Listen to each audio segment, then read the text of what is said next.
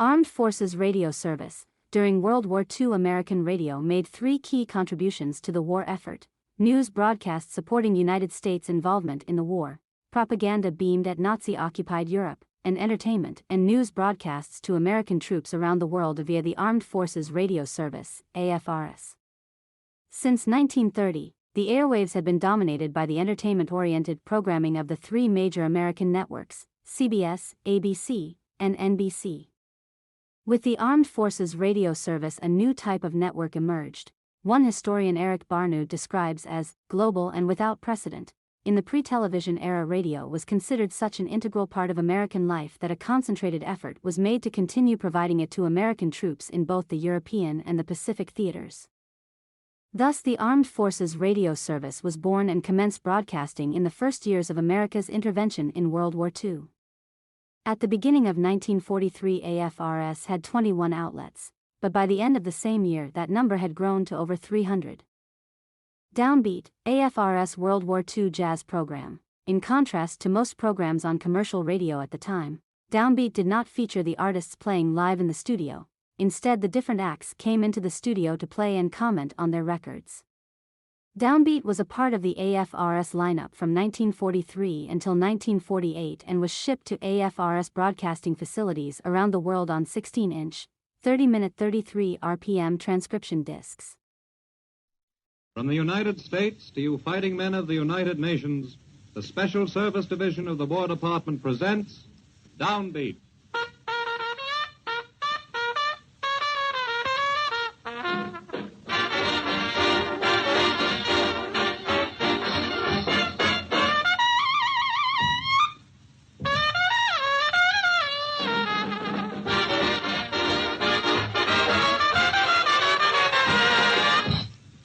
Men, it's another session of Downbeat, another bandstand visit with a famous leader and his orchestra. This time with the guests of that obliging fellow, Jimmy Dorsey.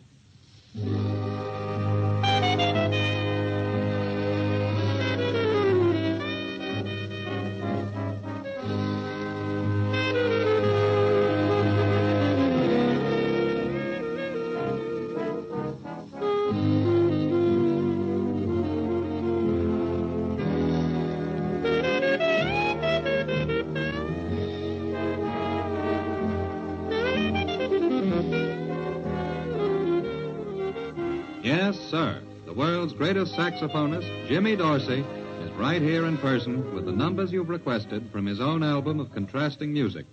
And now, without more ado, a greeting from our musical top kick. Thank you, Private Alan Hewitt, and hello, man. And I add greetings from Bob Eberly, Billy Pritchard, and the pretty gal with the band, Kitty Callan. To start our serving of the kind of music you've asked for, we give you our arrangement of It's Only a Paper Moon.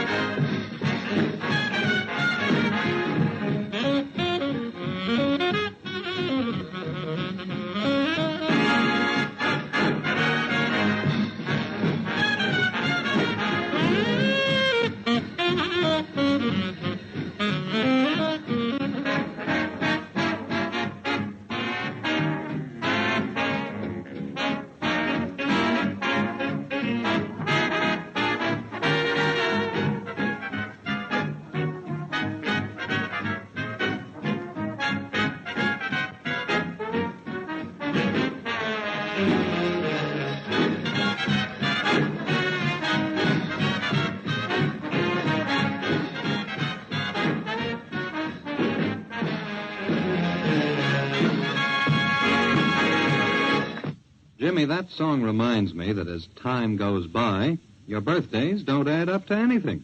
At least, you're not the youngster the birthdays you've had seem to make you. Sound off. Elucidate. Well, the answer, the solution, and what makes sense out of this wacky conversation is the little-known tidbit about your birthday being February 29th. That's the day, all right. I'm one of those unlucky guys that have a birthday only every 4 years. I certainly miss out on a lot of birthday stuff that way. You said it. Now, Jimmy, how about a request tune for some of the men in Alaska? They're missing stuff, too, apparently. For their musical desire is You Can't Get Stuff in Your Cup. Gladly. And it's time for Billy Pritchard to get his fatigue detail.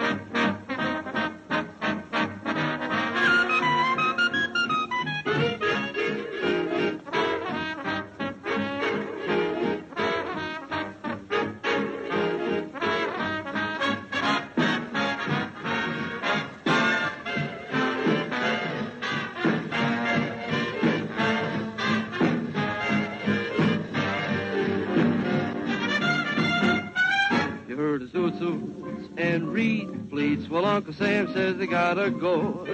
And when he said, that's all, Jack, that's all, don't you know? Still, there's one thing you don't have to worry about, whatever else is on your mind. When you hang your trousers up, this is what you'll find. Boy, can't get stuff in your cup. Can't get stuff in your cup. Can't get stuff in your cup. 'Cause you got no cups to get stuff in. Can't get a crease in your pleats. Can't get a crease in your pleats. Can't get a crease in your pleats. 'Cause you got no pleats to get a crease in. No more suits, no more reed pleats, no more nothing. Right soon it's gonna be not much meat and little mutton. Can't get stuff in your cup. Can't get stuff in your cup. Can't get stuff in your cup. 'Cause you got no cups to get stuff in.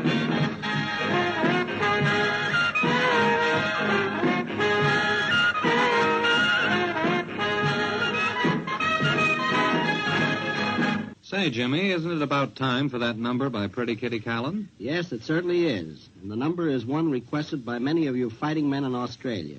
Kitty Callan greets you all by singing, as we play, Taking a Chance on Love.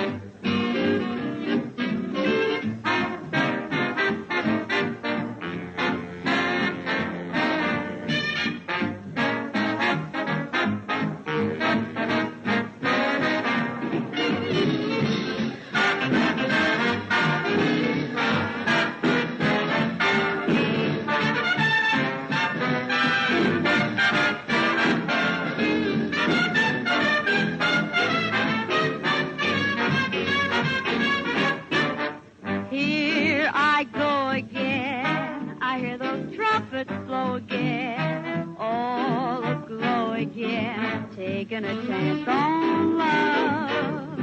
Here I slide again, about to take that ride again. Start starry-eyed again, taking a chance on love. I thought the cards were a frame-up, I never would try. But now I'm taking the game up, and the ace of hearts is high. Things are mending now, I see a rainbow blending now. We'll have a happy ending now, taking a chance on love.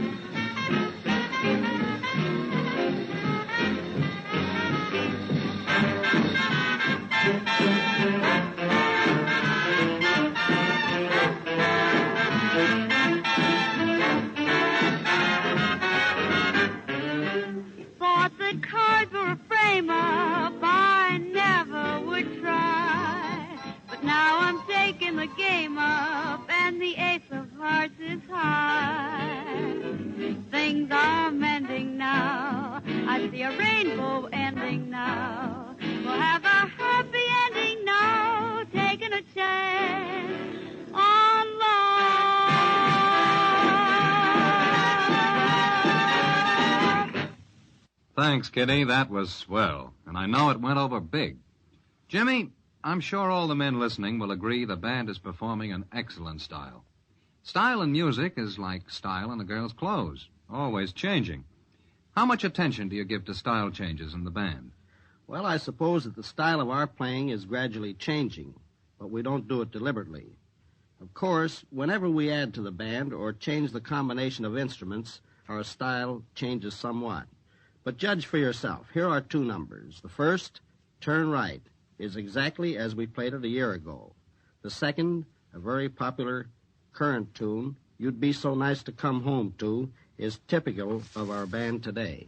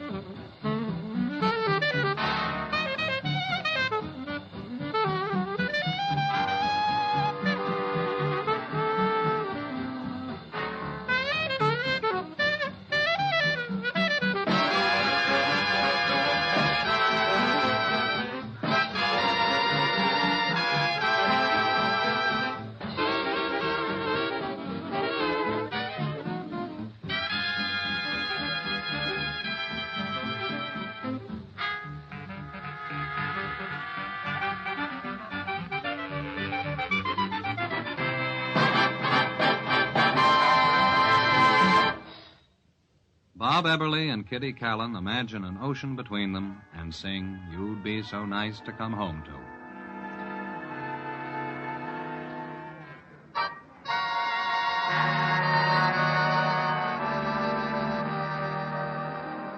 You'd be so nice to come home to. You'd be so nice by the fire while the breeze on high sang a lullaby.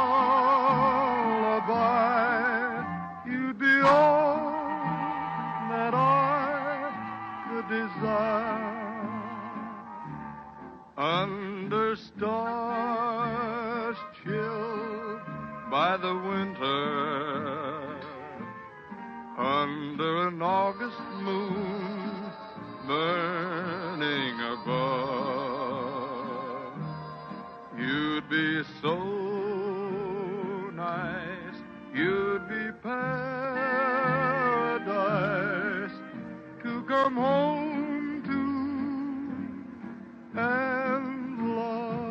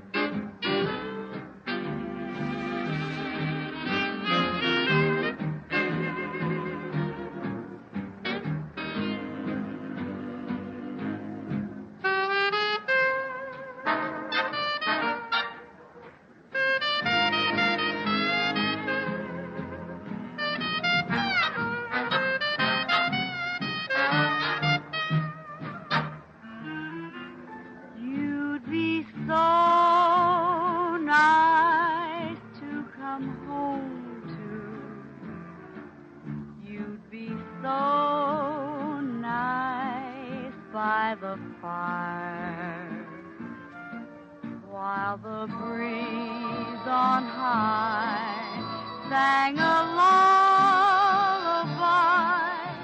You'd be all that I can desire under stars chilled by the winter, under an August moon burning above. You'd be so nice, you'd be paradise to come home to and love.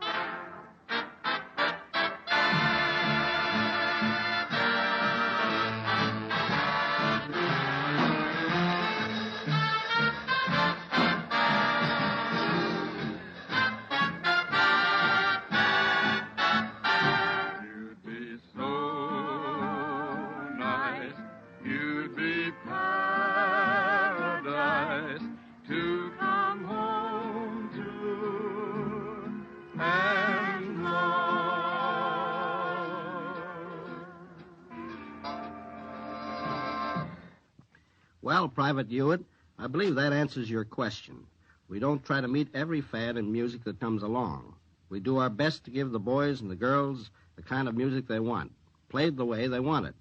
Tell me, do we have time for another number? Oh, I think so, Jimmy. What tune do you have in mind? I think the men might like our arrangement of Moonlight on the Ganges. Fine. So, for what the time allows, it's Moonlight on the Ganges.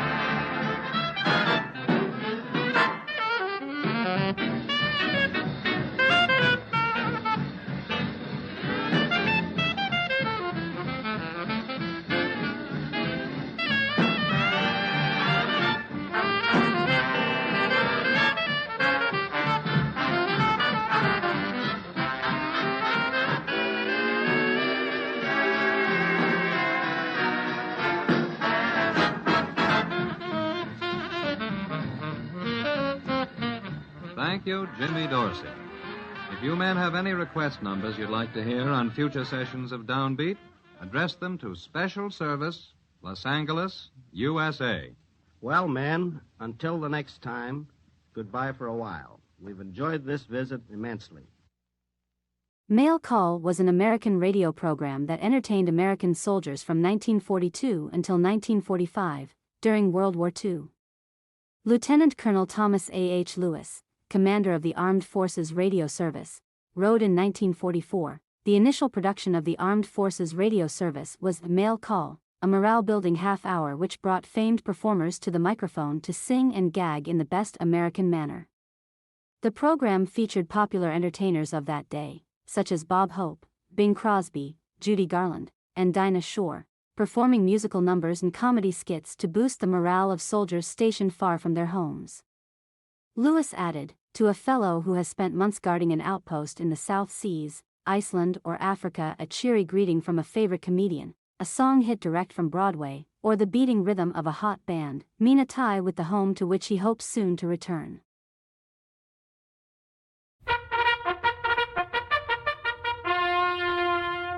Here it is, men, the Mail Call, bringing you a letter from home.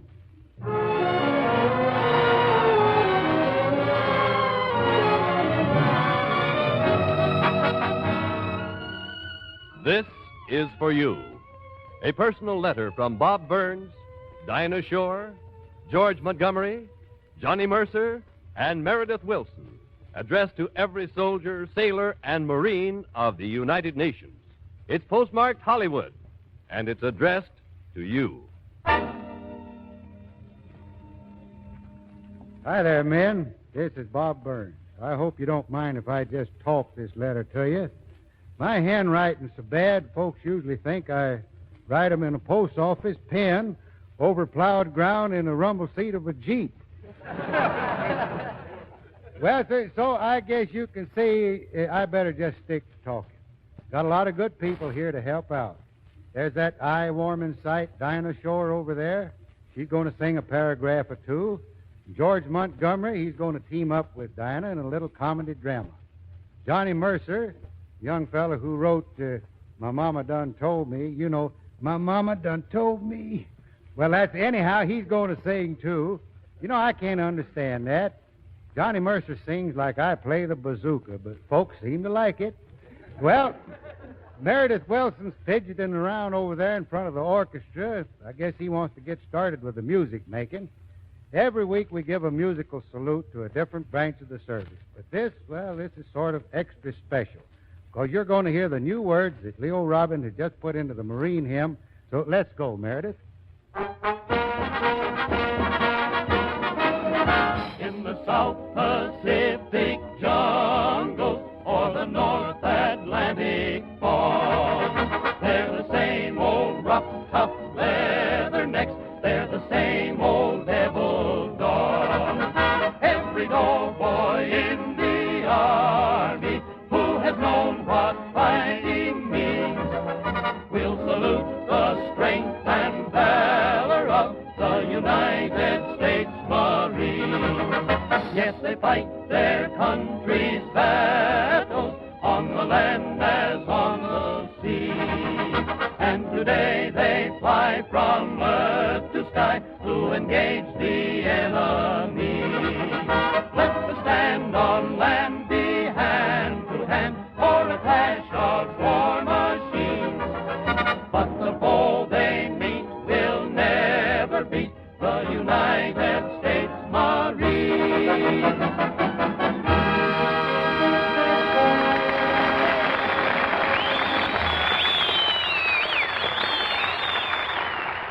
You hear all those fellas clapping and cheering out there in the audience? Well, there's every kind of a uniform out there. Army, Navy, Marines, RAF, fighting men from all over the United Nations. They're here on leave. And I'll bet every one of those fellas is just holding his breath for Dinah Shore to get up here and sing. Well, you won't have to hold it much longer, because here she is. What you going to do, Dinah? Well, Bob, for my part of this letter to the boys, I'd like to sing a number written by Johnny Mercer and Jerome Kern. Dearly beloved. Well, put it right in the envelope, Dinah. We're all listening.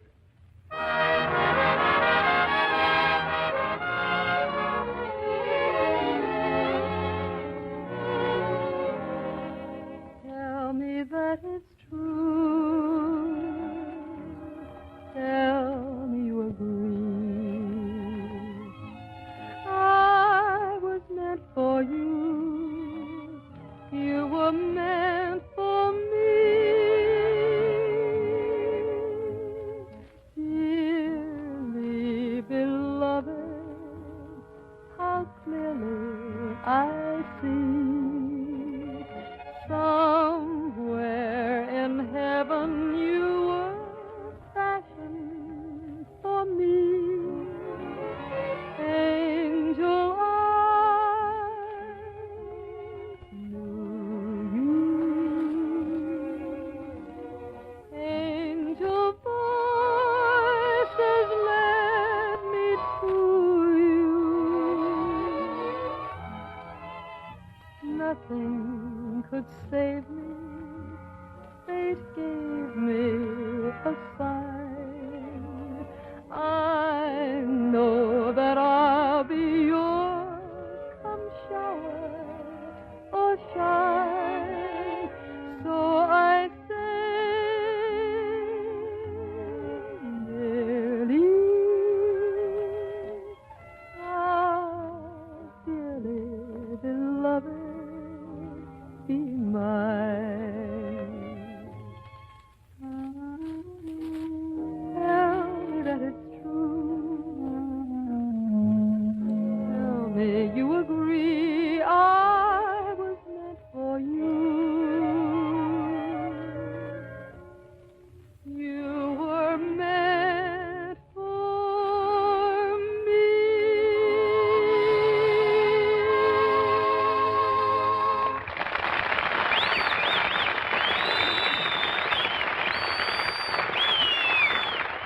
Well, it sounds to me like they got a hankering for more, Dinah, and I can't say I blame them. Well, if they really want another number, I think I have an idea. There's nothing like singing a song along with the guy who wrote it. And we have the composer of Blues in the Night right here on the show. How about it, Johnny? Let's go.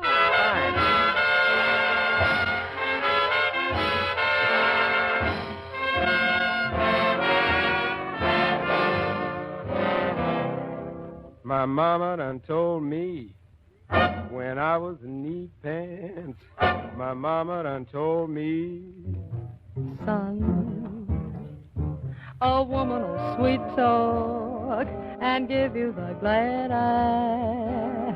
But when that sweet talking's done, a woman's a two-faced, a worrisome thing who'll leave you to sing the blues in the night. now the rains are falling. Hear the trains a calling, whee. My mama done told me, hear that lonesome whistle Blowing across the trestle, whee. My mama done told me, ah-hooey, da-hooey. Oh, clickety-clacks, they're echoing back the blues in the night. mm-hmm. La-ha-ha, Mm-hmm. la-ha-ha. From Natchez to Mobile, Memphis to St. Joe, Wherever the four winds blow, I've been in some big towns, and I heard me some big talk. but there is one thing I know. A woman's a two-faced, a worrisome thing who'll leave you to sing The blues in the night. mm-hmm. La-ha-ha, la-ha-ha. My mama done told me there's blues in the night.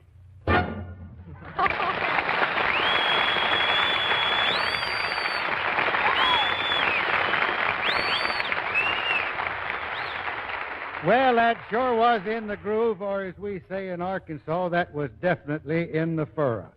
Then, Dinah, I want to tell you, anytime you get tired of Hollywood, I think I can always get you a steady job as prima donna in the gold room of the farmer's market. Yes, sir, but now that's pretty much, I'll tell you something, boys. I almost missed this. You know, a lot of you boys wrote me and asked me to tell you the news of Van Buren.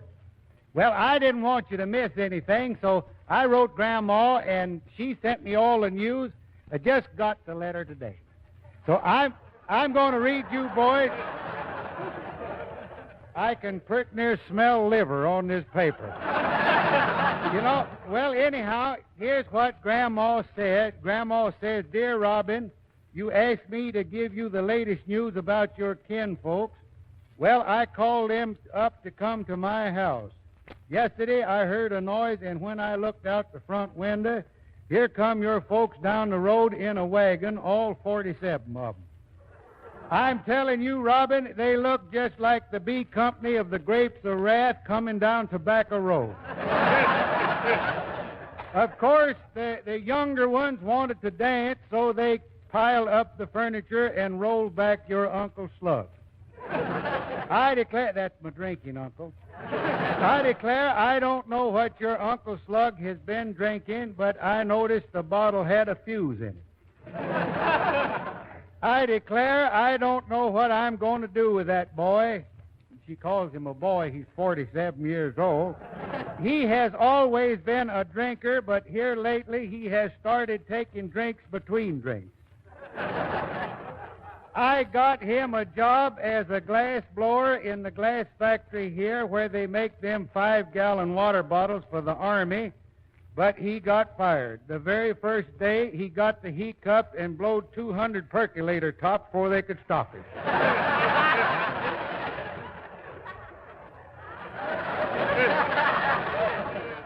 He says, I told you in my last letter that your cousin Lobelia got married. Lobelia looks just fine, but I declare I think the girl needs glasses. She just got back from her honeymoon, and I'm pretty sure that ain't the same fella she left with.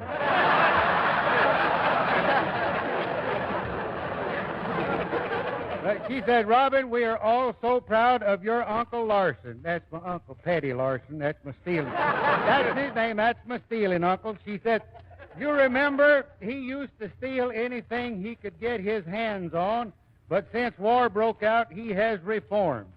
Now he only steals things beginning with A, like a horse, a cow, a pig. You asked me about your Grandpa Snazzy. Well, me and Grandpa ain't speaking. Now she says, you know, Robin, I can't imagine what's the matter. She says, you know, Robin, I have always been a good wife, but this time he has gone too far. For the last 46 years, I have scrubbed your Grandpa's back every Saturday night. Well, last Saturday night, he come home and his back had already been scrubbed.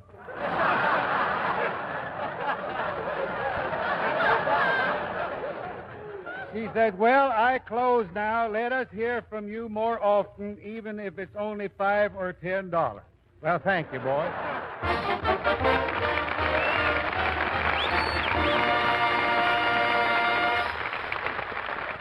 Well, that pretty much winds up the communique from the Ozarks. We better be getting on with the main letter here. Bob, can I inject another syllable or so here? Why, sure thing, Johnny. Have you met the boys? Oh, I know most of them. We've been kicking around on a little shortwave show called Song Sheet, where we sort of dish out the words to current pop tunes so the guys can copy them down. But there's one little opus the fellas really seem to be latching into, so I'd like to include it in this letter. It's the Ballad of Burlesque, the Chronicle of Queenie, the Saga of the Striptease. Words and music by Mercer? The old square himself. Meredith, let's vamp into strip polka.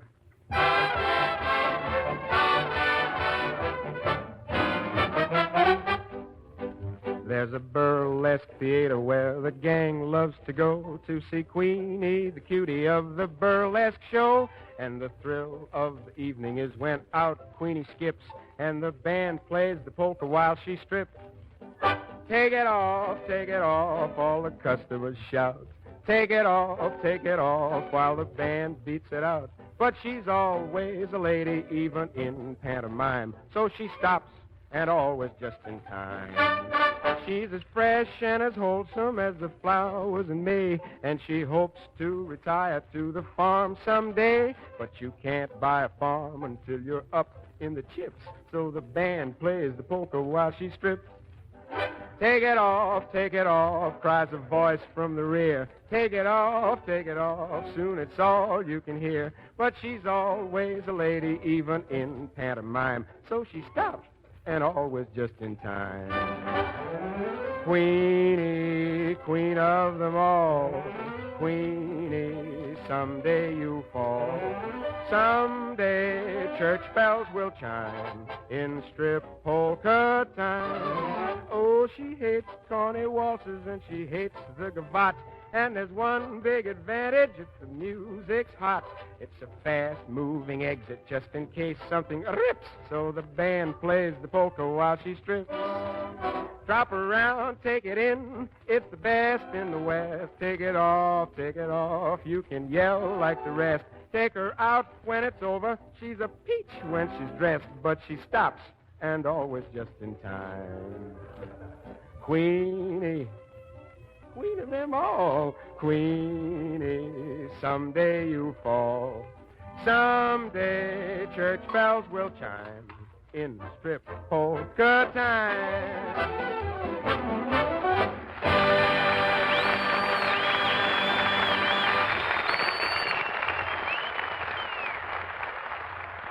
Well, we usually put in a paragraph or two of play acting in this letter. This time it's an original story we whipped up especially just for this program.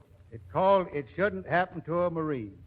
That young fella from out 20th Century Fox way, George Montgomery, is a Marine, and Dinah Shore is what to a Marine shouldn't happen, if you get what I mean.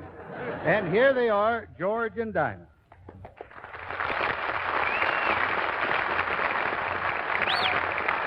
Now, this here story starts out in Washington, D.C. You know, these days Washington is filled to the brim with men and women who are doing a mighty fine job. Every available living place is needed for them. Naturally, if you're on official business and reserve a room in advance, you'll have a place to sleep. But only a Marine like Nick Taylor could walk into town and get a choice room right off the bat. Well, it was all like this.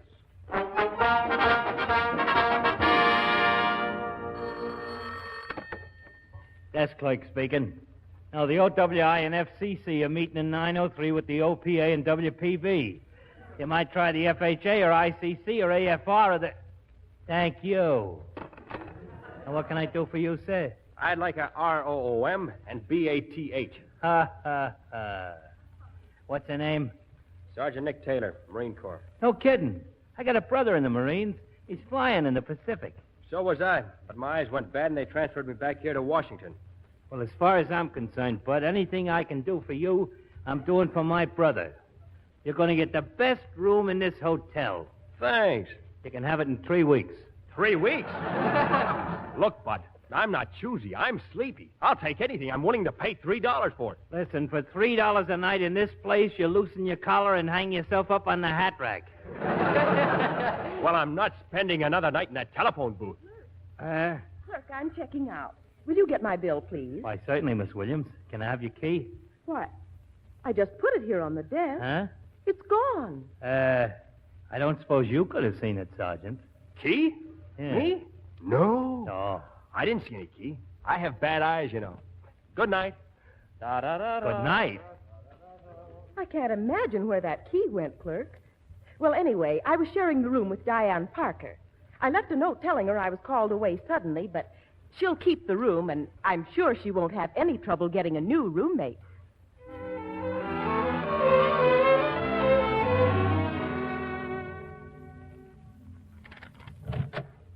This is my room. Won't you come in a moment, Harvey? No, thanks, Diane. It's rather late. And my future wife's conduct must be beyond reproach. Oh, it's all right. Come on in. I want you to meet my roommate. Now, sit down. She's probably in the bedroom. I'll see if she's still awake. Oh. What was that? Oh, nothing. Nothing. Nothing? Gladys has a little trouble with her adenoids. Well, it sounded like a man. Oh, she dreams about men.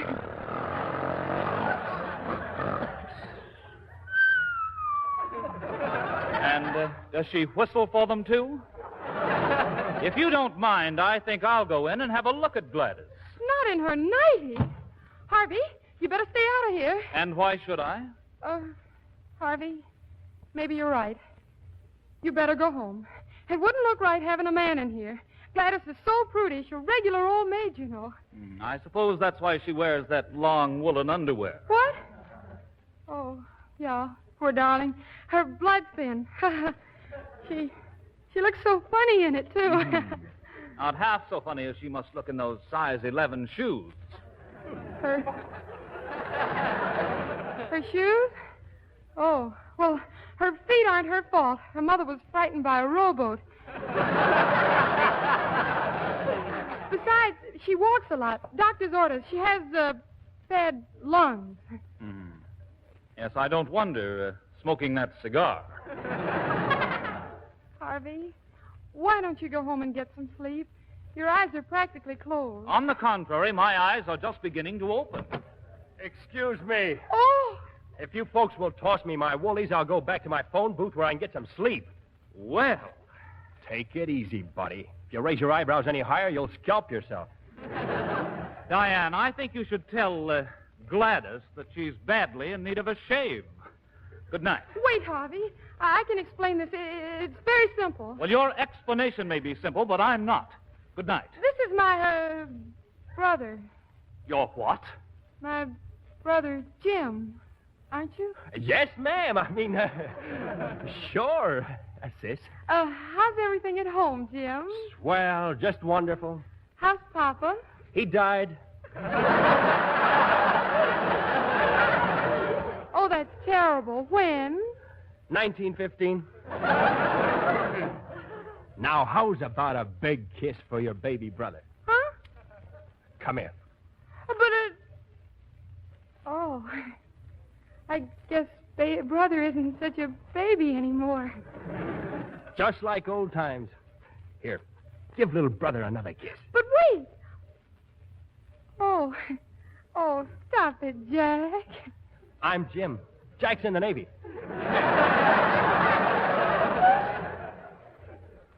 Holy smoke, I almost forgot. Jack said to give you a kiss for him. Here. Oh. Isn't she a lucky girl, Harvey? 16 brothers, and every one of them sent her kisses. 16? Did you say 16? Sure. Don't you remember? Pop even had offers from Hobby Lobby.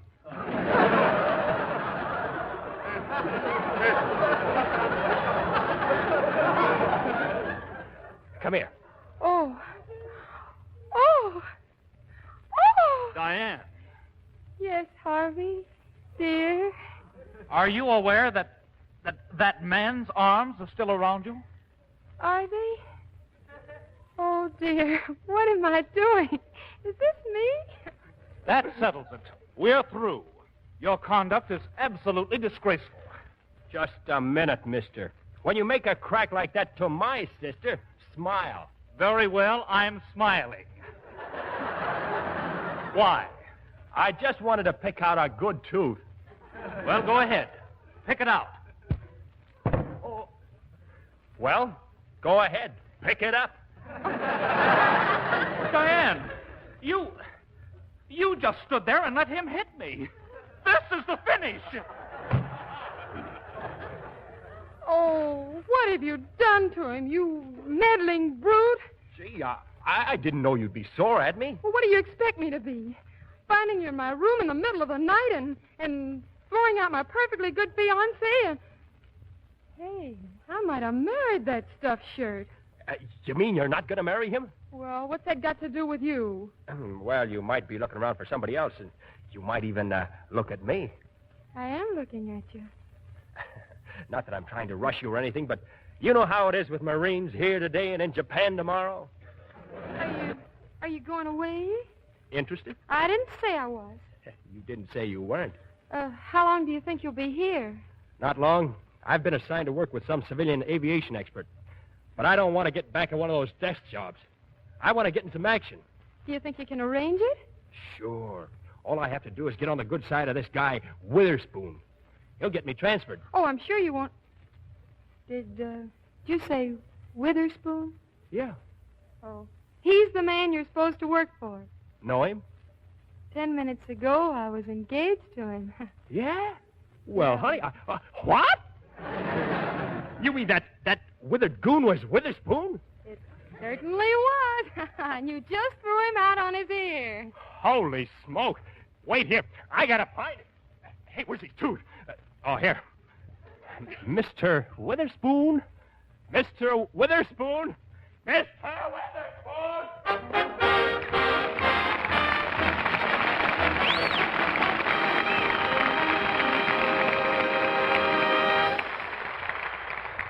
Thanks, Dinah Shore and George Montgomery. That sure was swell. Say, we got to be gluing down the envelope on this letter pretty soon. There's one more thing we want to send you first. It's a new song I think you're going to like, especially you Navy men. Meredith Wilson is the composer, and, well, he'll tell you about it. Come in here, Meredith. Well, Bob, it's all about the famous mythical ship of the Navy, the USS Tuscarora. It's sort of the promised land to every gob. The one ship that's really got everything. Well, let's hear it, Meredith. Okay, Bob. I'll sing the first verse just to show you how it goes. Then after the first time, let's all join in on the chorus. Oh, I've sailed the Flying Dutchman. I've followed Jonah's whale. I rigged a seven-master with an old shirt tail. But I will be in heaven and never go ashore the day I swing my hammock on the old Tuscarora. I'm going to ship over mates like I told you before. A ship over mates on the old Tuscarora. So help me up the ladder. I'm a wiser man and sadder, and I won't leave the Navy anymore when I swing my hammock on the Tuscarora. Dinah, you sing the next verse. All set? Okay, let her ride.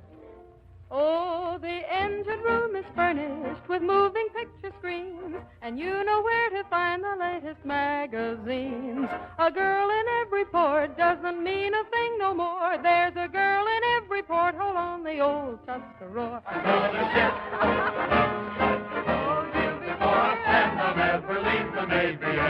Hey, Johnny Mercer. Why, don't tell me you want my dyspeptic baritone in this potpourri. Well, why not? I'm going to take the next one myself. All her stacks are made of rubber because they reach so high. They've got to stretch a point to let the moon get by. Her hosing and her swabbing's the automatic kind. You press a little button and your bright work is shined. I'm going to ship over mates like I told you before, and I'll never leave the Navy anymore. Now, if you can stand it, I'll tell you a little about the Tuscarora myself, and then wind up into Ozark Overture on the bazooka for the final chorus. Look out, Meredith, here it comes. Oh, she's got a beach for swimming, the artificial sand, and 40 little mermaids who will hold your hand.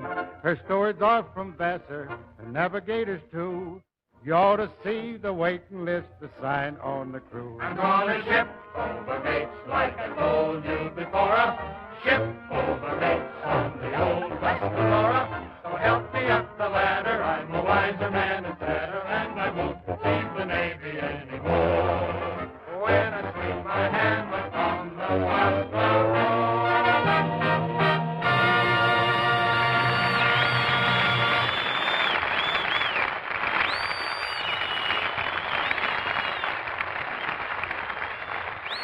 Well, I guess we'll never be able to top that, folks, so we better be going, but everybody here, Dinah Shore, George Montgomery, Johnny Mercer, Meredith Wilson, and me, well, we all wish you the very best of luck and good hunting. Yours truly, Bob Byrne.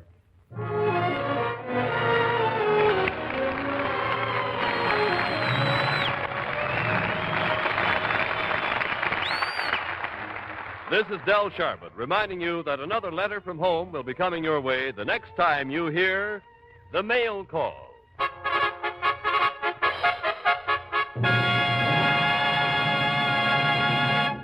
The Mail Call is produced for the men of the Armed Forces of the United Nations by the Special Service Division of the War Department of the United States of America.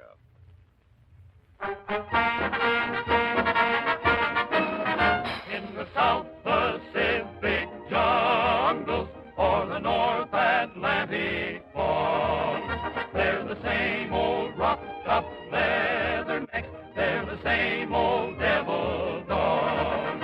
Every doughboy in the army who has known what fighting means will salute the strength and valor of the United States Marines. Yes, they fight their country's battles on the land as on the sea. And today they fly from earth to sky to engage the enemy. Let the stand on land be hand to hand or the clash of war machines. But the foe they meet will never beat the United States Marines.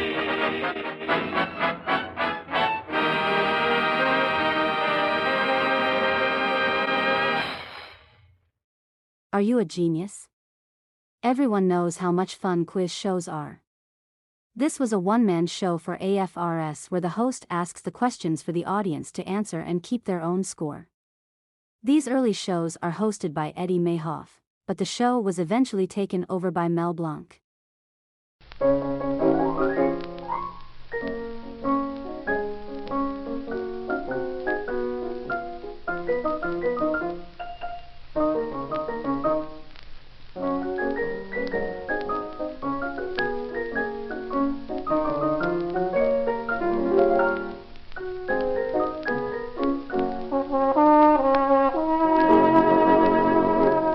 That broken down theme song introduces another session of Are You a Genius? Presented for the American fighters and their allies. And conducted by the master half-wit, the genius who set record lows in every Army classification test, the star of this show, Eddie Mayhoff.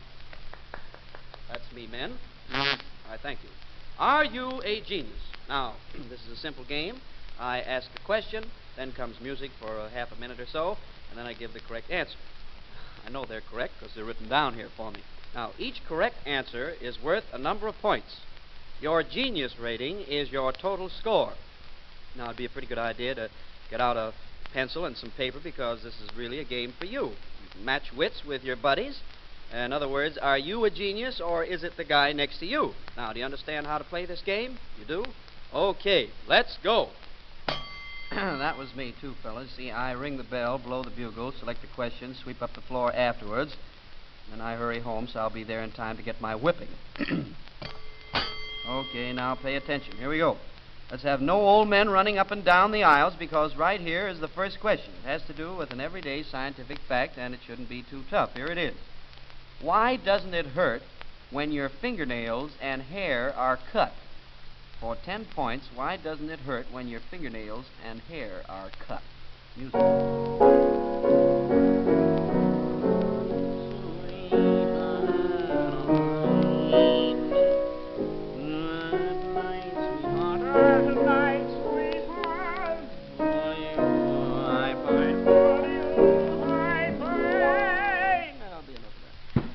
Why doesn't it hurt when your fingernails and hair are cut? Very simple.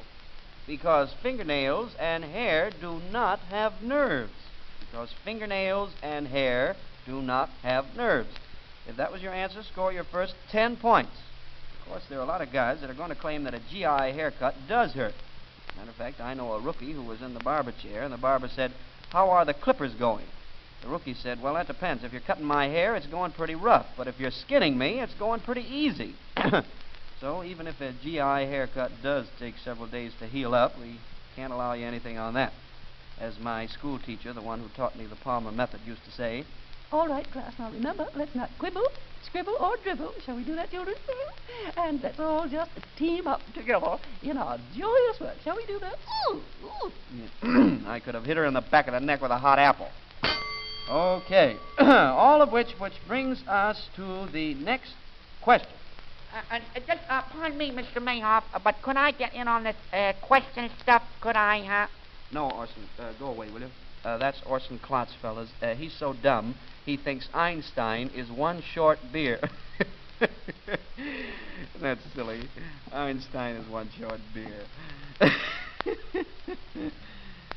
Yeah, I wonder how many beers it is. You're not going to let me try, huh? Maybe later, Orson. Look, right now, you see, the men are ready for the questions. You see, this is a question game we're doing here. All right, question number 2. Here it is. How many pounds of milk do you suppose it takes to make a pound of butter? 13, 15, 17, 19, or 21? 15 points if you get this one right. How many pounds, not quarts, how many pounds of milk does it take to make a pound of butter? 13, 15, 17, 19, or 21?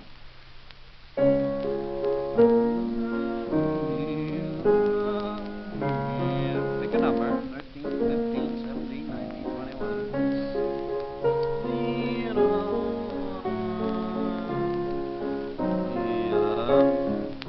Well, according to the Department of Agriculture, it takes 21 pounds of milk to make 1 pound of butter. 21 pounds of milk for 1 pound of butter.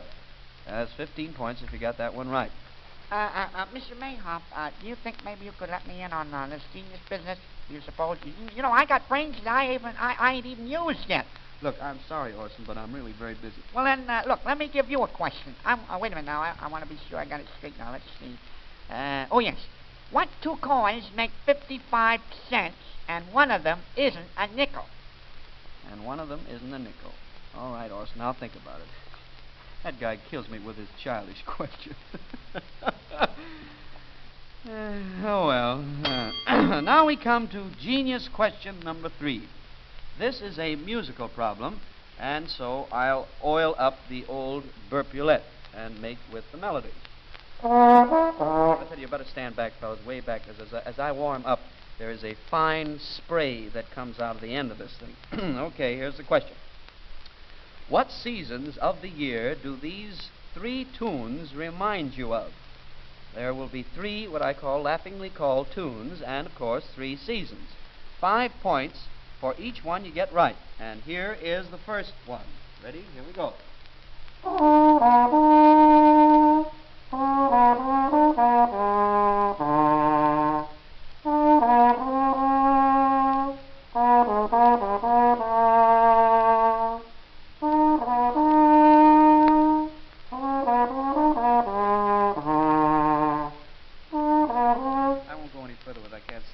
The season that should remind you of is summertime. 5 points if you got it right. 5 points. Of course, I didn't play it any too good, but that's not my fault. I've never been able to make an instrument fast enough for me. You know, sometimes I'm 4 notes ahead of the mechanism. I want you to realize that. All right, now here's the second song. Try to guess the season. Ready? Here we go.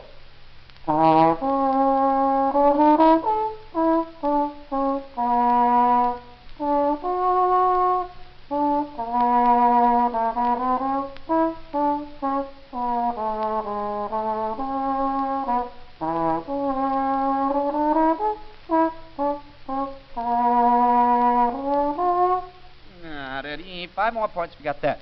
The answer to that one is spring. And the tune was Mendelssohn's Spring Song. The swallow you heard in there was by the courtesy of the Capistrano Chamber of Commerce. Okay, here we go to the last of the 3 tunes. What season of the year does this remind you of?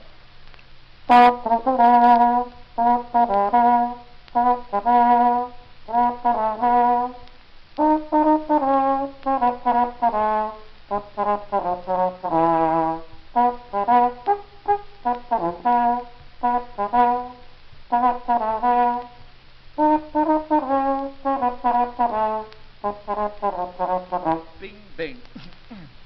5 points if you got that one. The song was Walking in a Winter Wonderland. And naturally, the season was winter. If you got all 3 of them correct, you can add another 15 points to your score so far. Mr. Mayhop, did you get the answer yet to that question that I asked you? You know, what 2 coins make 55 cents and one of them isn't a nickel? Did you get that one yet? Look, Orson, I don't like to hurt your feelings, but that question is too easy to even bother with. What 2 coins make 55 cents? And why, it's a 50-cent piece and a... Remember now, one of them isn't a nickel. Of course not. I understand. Let's see. What 2 coins make... All right, I'll be back later when you've had a chance to consecrate. You take plenty of time to figure that one. Okay, let's get on with the questions here. Hey, that's kind of tough at that. 2 coins, 55 cents. Well, all right. All right, come on, pay attention, fellas, now. Here we go. Question number 4. It's about movies. Here it is. What famous moving picture comedy team started their career in burlesque, gained fame on the Kate Smith Show, and scored their first hit on the screen in a picture about the Army? 10 points for this one. What comedy team started out in burlesque, gained fame on the Kate Smith Show, and then scored their first hit on the screen in a picture about the Army? You want to be in pictures. They're funny, too, those guys.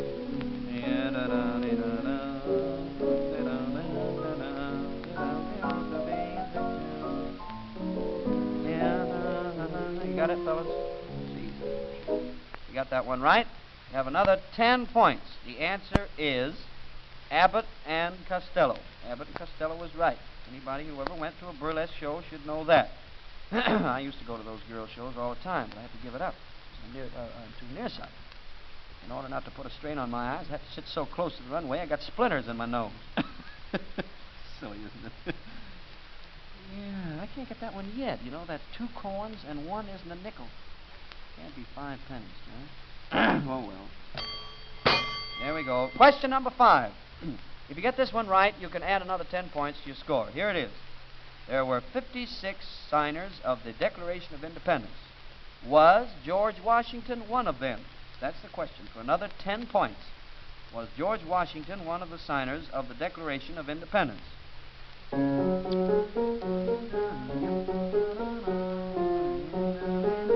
the only patriotic thing we could think of here, fellas.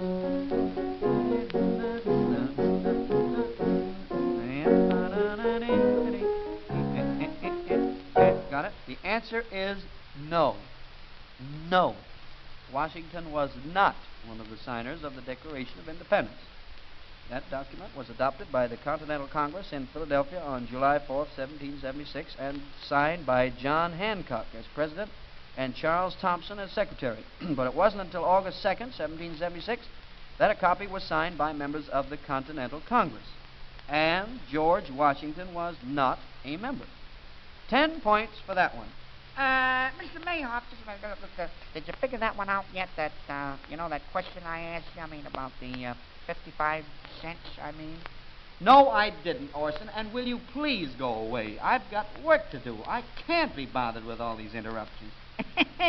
Some genius. Yeah. I'm beginning to hate him. Let's see, it might be a quarter and 30 cents. Oh, that's too many coins. Quarter, 30. Let's see. Oh, well. Well, that ends our questions for this quiz session, men. Add up your scores. Do not be embarrassed. Do not be embarrassed. If you got them all right, your score should be 60. And if you're not a genius, you're on your way, kid. 40 points is about average, and anything above that is excellent.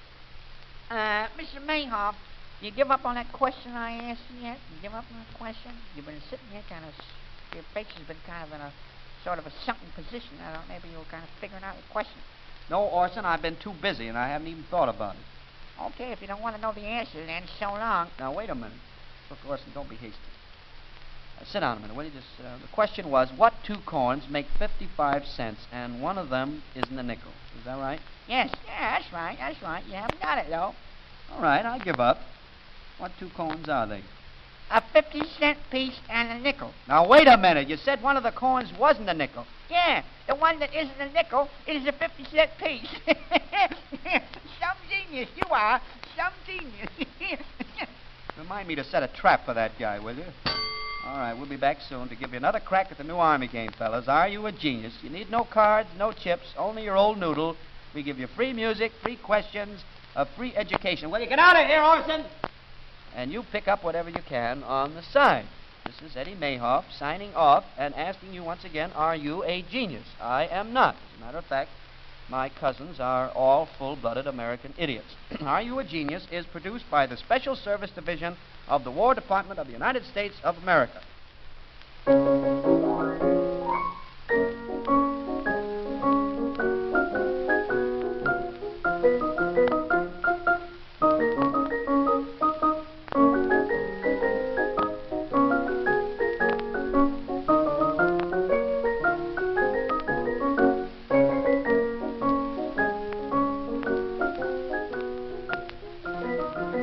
program has been a part of our English language shortwave service.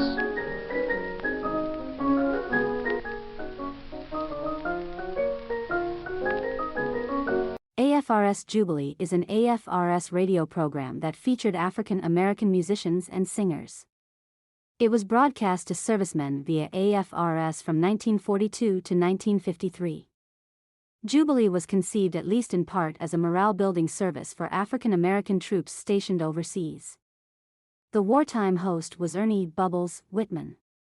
Most of the shows were recorded before live audiences in Los Angeles. The series emerged as an important piece of Black heritage. Its War Department status exempted the performing artists from the union-mandated recording bans of 1942 to 43 and 1947 to 48, and many of the shows contain unique performances.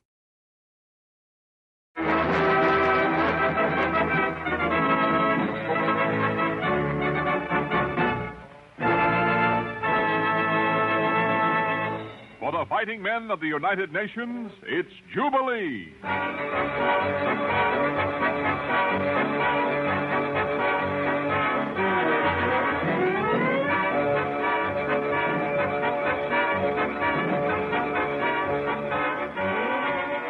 Yes, sir, men, it's Jubilee time, brought to you by the Special Service Division of the War Department, featuring Maxine Sullivan, the Charioteers, Eddie Green and Canada Lee, Jimmy Lunsford's orchestra, and your mistress of ceremonies, Hattie McDaniel.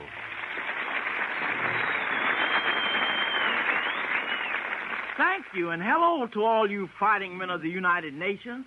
Well, as you all know, the time of day is different in all parts of the world. In some places, people are just sitting down to their breakfast. In other places, they're just going to bed. But right now, no matter where you are, the time is Jubilee time. So let's start the jubilating with Jimmy Lunsford and his boys playing Short and Sweet, but Hot.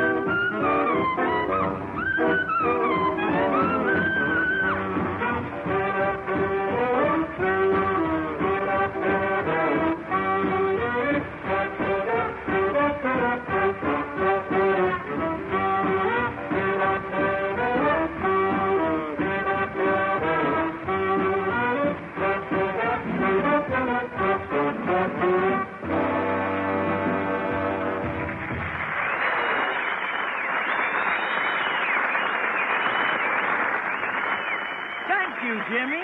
Well, about 3 minutes have ticked away on our round-the-world Jubilee clock, and that brings us to the shores of Scotland for a musical pitch of Loch Lomond. painted for you by the one and only Maxine Sullivan.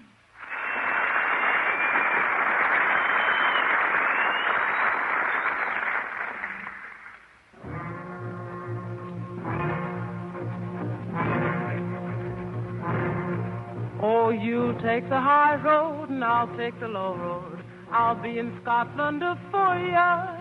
But me and my true love will never meet again on the bonny, bonny banks of Loch Lomond. By yon bonny bank and by yon bonny brae, where the sun shines bright on Loch Lomond, where me and my true love were ever wont to gaze, on the bonny, bonny banks of Loch Lomond. Oh, you take the high road and I'll take the low road. I'll be in Scotland for ya, but me and my true love will never meet again on the bonny, bonny banks of Loch Lomond.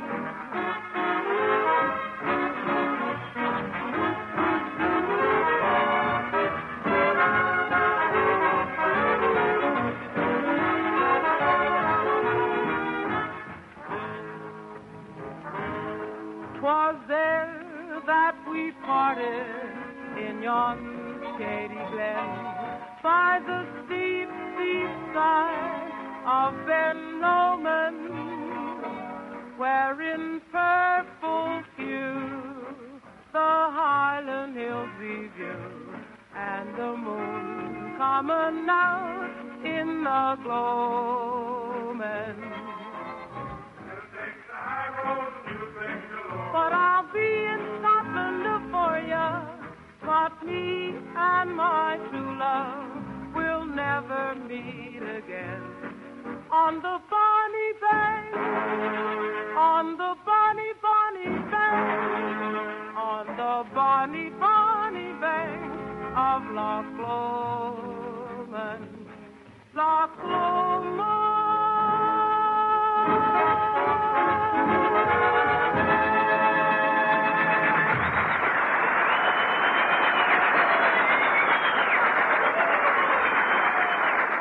Thank you, Maxine Sullivan. Right now we have 4 boys at our microphone, and they're about to sing. So I'm not going to waste any time telling you how good they are, because the charioteers can sing for themselves. You tell them, boys. Oh, the name of the song is Ride, Red, Ride, Ride, Red.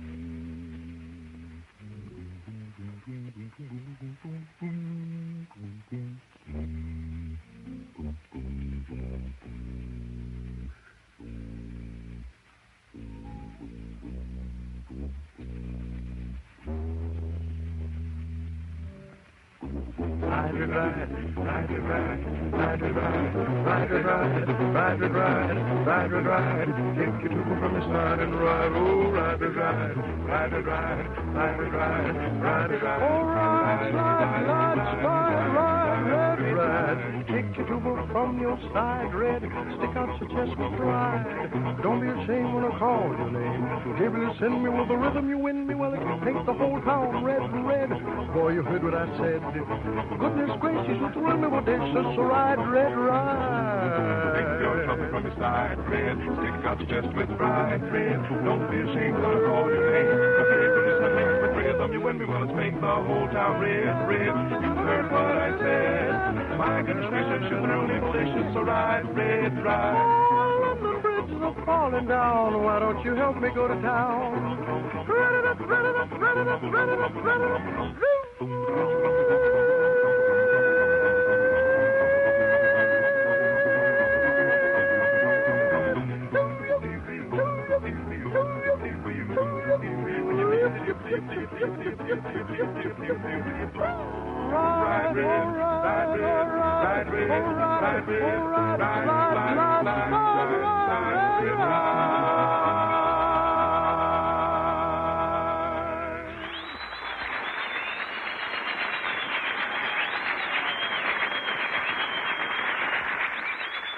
Thank you. Thank you. And now Jimmy Lunsford and his boys take their tempo from our Around the World Jubilee clock with a vocal arrangement of that timely tune, At Last.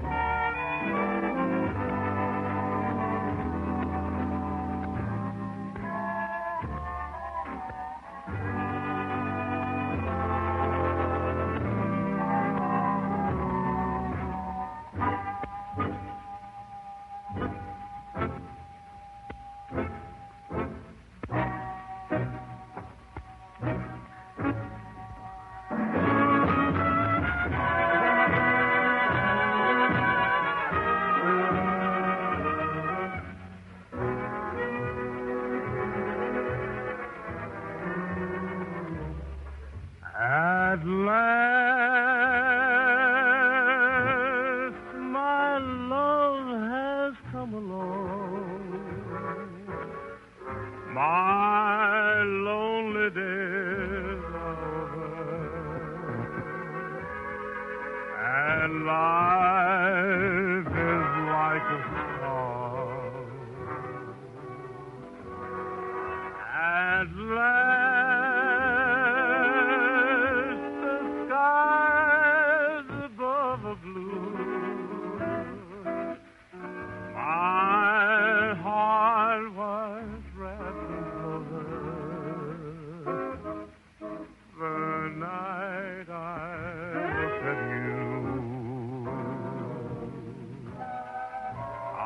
found a dream that I can speak to, a dream that I can call my own. I found a thrill to press my cheeks to, a thrill I've never known. You smile.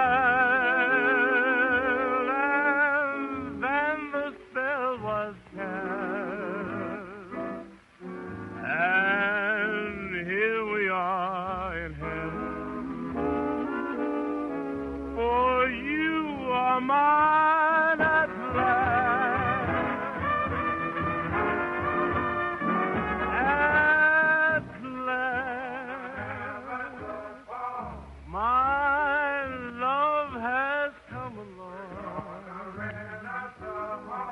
My lonely days over, and life is like a song. At last, the skies above are blue. My heart was wrapped in clover. The night I looked at you, I found a dream that I can speak to, a dream that I can call my own. I found a thrill to press my cheeks to, a thrill I've never known. You smile, and then the spell was cast, and here we are in heaven. For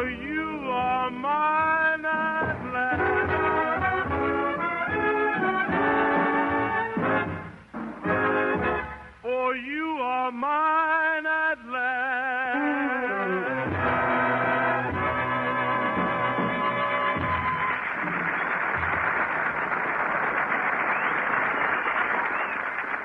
That was wonderful, Jimmy Lunsford. What time is it? Now, wait till I look at our Jubilee clock and see what it says. Well, look-a-here. The clock says it's laughing time. And when it's time to laugh, then it's time to listen to Eddie Green and Canada Lee.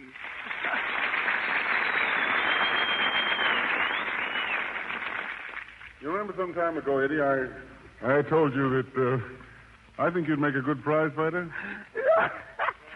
Yeah, I remember that. I do, yeah. Well, now, listen, Eddie, it's just like I told you. What? You've got the makings of a great fighter. Yeah, huh? So I'm going to build you up to be the champion. No, is it? Yeah, I can see the whole picture. You can, huh? Yeah, first I'll have you fight some ham and eggers. Some what? Some ham and eggers, right off the reel. Oh, yeah, right away I get scrambled, huh? No, I mean these fights are framed, you see. We pay the fighters to lay down. Hey, well, why can't they pay me to lay down? What? Oh, Eddie, don't be silly. You're honest. When it comes to fighting, you're upright. Yeah, but not for long, though. Now, listen, Eddie. Look, after you lick these setups, why, you see, you come to the big fight. And I can see exactly what happens. Just a minute. Who is I'm fighting? Who? Yeah, who?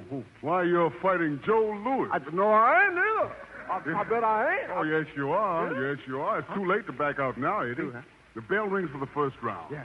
Lewis leaps into the ring like a tiger. And I leap out like another tiger. No, Eddie, look. You stand right up to him. Yeah. And whoo!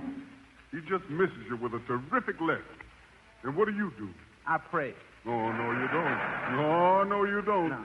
You just go dancing around the ring, and then all of a sudden Lewis hits you in the teeth. Then my teeth goes dancing around the ring. No, look. Huh?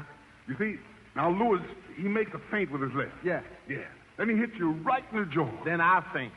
No, you back away. Oh, Yeah, but are you discouraged? I sure is. No, you ain't. You come back for more. You crazy? I'm satisfied with what I got. Let me ask you something. When do I hit him? When do you hit him? When? Well, now, that's right now. That's it. Right now. You lead with your face, and you hit him bang on the glove. With my face? Mm-hmm, yeah. I bet that hurt him. Yeah. Now, Eddie, now you've got Lewis mad. Yeah, I was afraid of that. Yeah. Now he comes at you with murder in his heart. Yeah. Anybody else but you would run away. What's the matter with me? Is I glued to the floor? No, you aren't glued to the floor. And when he comes at you, what do? I quit. No, you don't. You stand right up to him. And then the bell rings for the end of the first round. Is all that in one round? Yes, sir. Well, what happens in the second round? What happens? Well, Eddie, I think we'd better skip to the 15th round. No. I want to know what happened in the next round. That's what I want to know. Okay, well, in the next round, as soon as the bell rings, Lewis aimed at you the most terrific blow in the whole fight. Let's skip to the 15th round. All right. All right, it's the 15th round. Yeah. You're down on your hands and knees. Yeah. What are you doing crawling around the ring on your hands and knees? Looking for a trap door. Look, Lewis is standing in the center of the ring. Yeah. He's all covered with blood. I know, it's my blood. Your nose is busted. Yeah. You got two black eyes, and your jaw is cracked. Yeah. And now is the time you're going to show the stuff you're made of. What's he going to do, turn me inside out? No, but Eddie, you got him worried now. He worried, huh? Yeah, you got him worried. Yeah. He's afraid he's going to kill you. He got me worried, too, like that. But don't worry, the fans are with you. The fans are with me. Yeah, the crowd is yelling to the referee. Yeah. But what do you say when you hear him yelling, stop it? Stop the fight. I say, okay with me. No, you don't. You get up, and you stand there. And then Joe Louis hauls off and gives you one last wallop. But, Eddie, I can't stand to see you take no more punishment, so you know what I do? You set your eye. Oh, no. No, sir. Wait. I throw in the towel, and the referee gives the fight to Louis. As far as I'm concerned, he can have it. Yeah, but you see, you put up such a good fight, Eddie, that they're going to give you a reward. No, now that's nice. What they going to give me for a reward? What they going to give me? Well, Eddie, you put up such a good fight that they're going to give you a return match with Joe Louis. No, there ain't never. Oh, yes, they don't.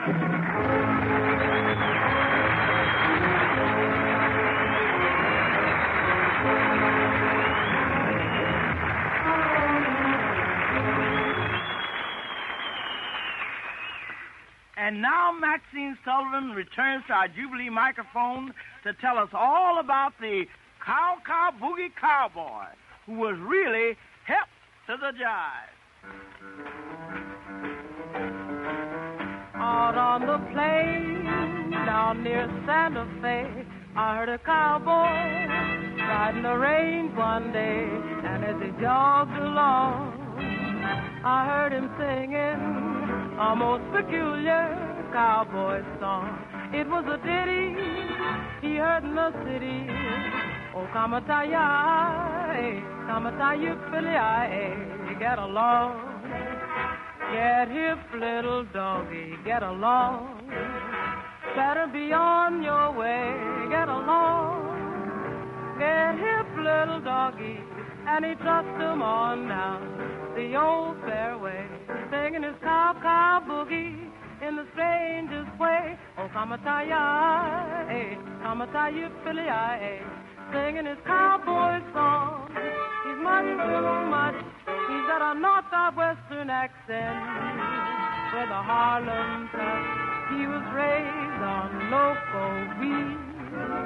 He's what they call a swing half-breed, singing his cow boogie in the strangest way. Oh, kamataya, Philly, get along, little doggy. Better be on your way. Get along, little doggy. And he trucked him on down the old fairway, singing his cow boogie in the strangest way. Oh, kamataya, Philly, yip, yip, singing his cowboy song. Yip, yip, as he was jogging all along. Yip, yip, he sings with a Harlem touch. Yip, yip, that cat is just too much, singing his cow boogie in the same way. Kamataya, yeah.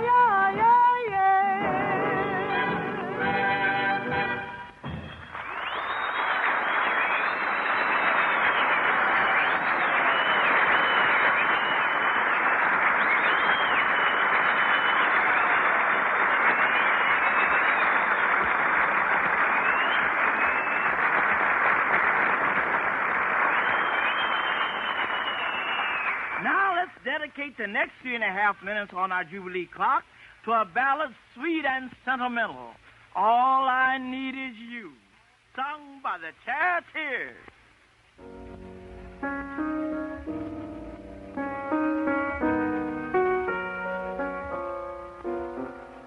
I don't need $1 million to make my dreams come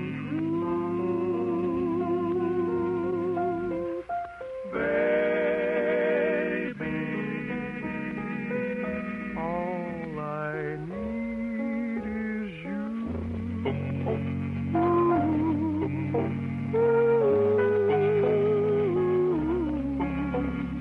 I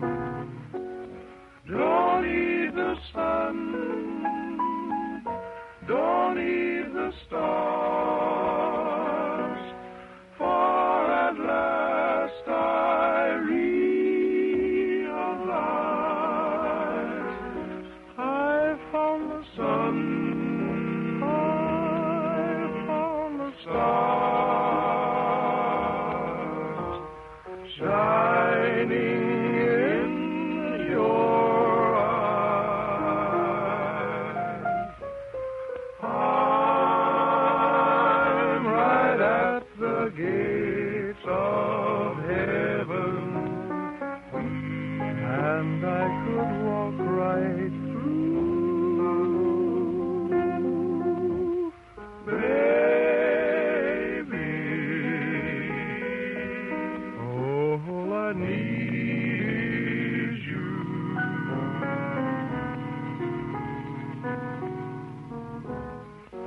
Don't need the sun, don't need the stars, for at last I realize I found the sun, I found the stars, shining in your eyes. I'm right at the gates of heaven, and I could walk right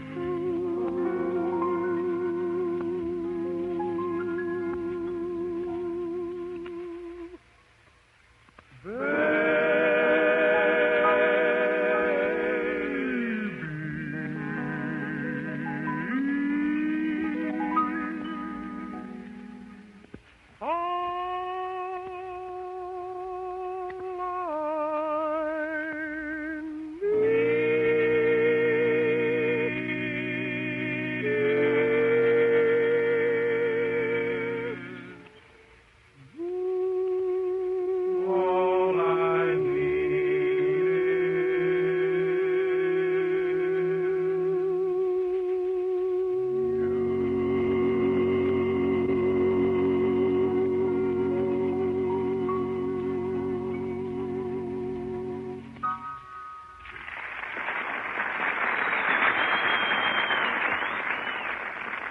Well, our Jubilee clock is ticking away fast now, so I'm going to call on Jimmy Lunsford and his boys to race it to the 30-minute mark.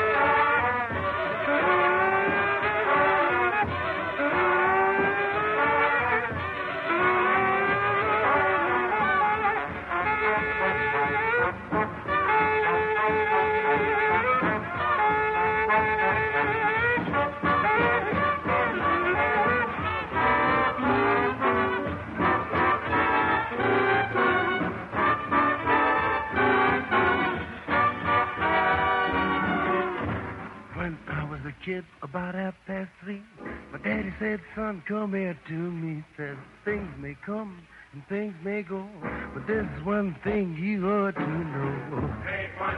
It's the way how'd you do it. It's the way how'd you do it. It's the way how'd you do it. Mama, mama, it's the time that you do it. It's the time that you do it. It's the time that you do it. Oh, don't mean nothing. Greasy. Then your job will swing. Oh, it's It's the place that you do. It's the place that you do. It's the place that you do it. That's what gets me wrong.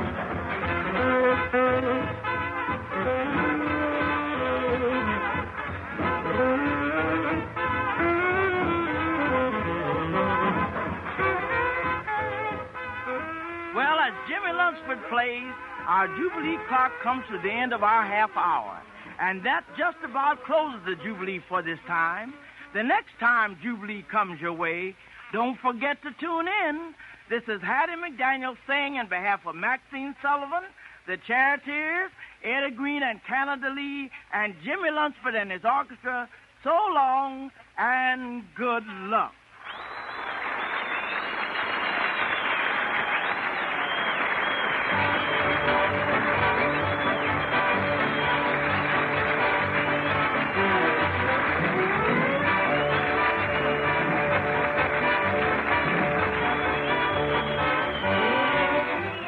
Jubilee is presented for you men in the armed forces of the United Nations by the Special Service Division of the War Department of the United States of America.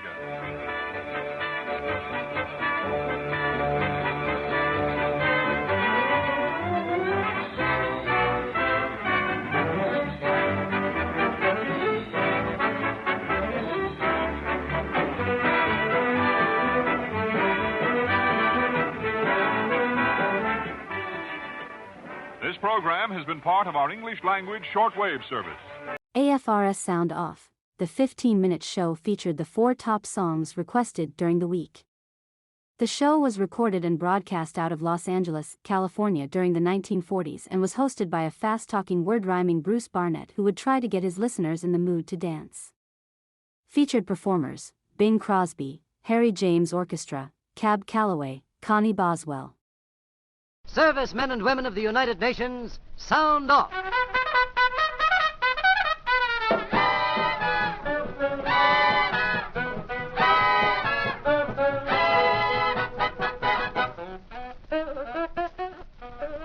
Well, hiya, gang. We're going to polish and shine up the 8 beats for a little Satu and sweeten heat, so dig us, Jackson. This is an exact replica of Groovy Lou Marcel ascending the podium to sound off with your red, hot, and blue tune parade, of which there is no whicher. Your musical orders were supreme, right on the beam. You might warn the cats we're going to drop a couple of blockbusters today so they can get out of the way. First on deck is number 4. The cats will swoon all over the floor. Brand new and mellow, too. Orders from India called for the adorable Andante, Amour. And we only call on Bing Crosby for the authentic rendition.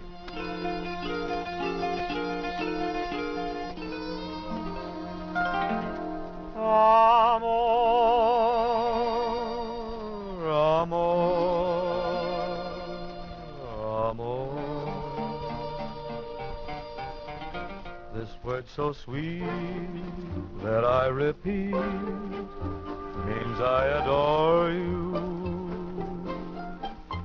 Amor, amor, my love. Would you deny this heart that I have placed before you? I can't find another word with meaning so clear.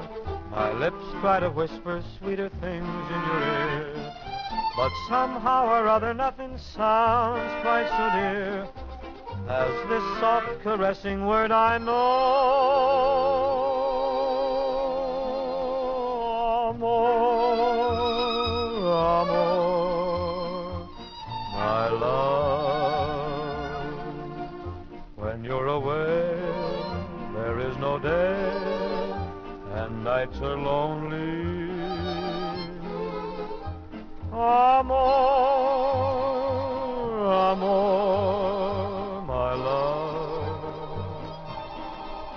Make life divine, say you'll be mine, and love me only.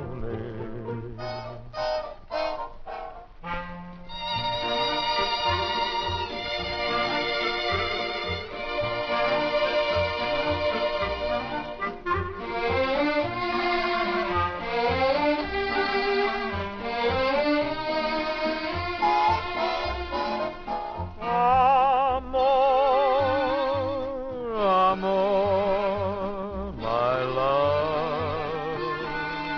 Make life divine. Say you'll be mine and love me only.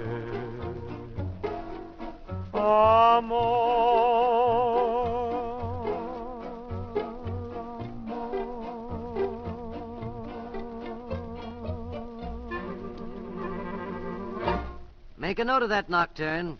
It's bound to hit the top of your favorite four. But wait, Gate, here's number 2 on your bounce barometer, and I can truthfully say that this blockbuster has lost none of its luster. You rumba rompers will find it very easy on the ears. From our friends on Kiska and Attu came the orders for this subtle scherzo, and here it is, a solid whiz entitled Besame Mucho, which means, smooch me, baby, I'm fatigue happy. The Pied Pipers grab the lamplight.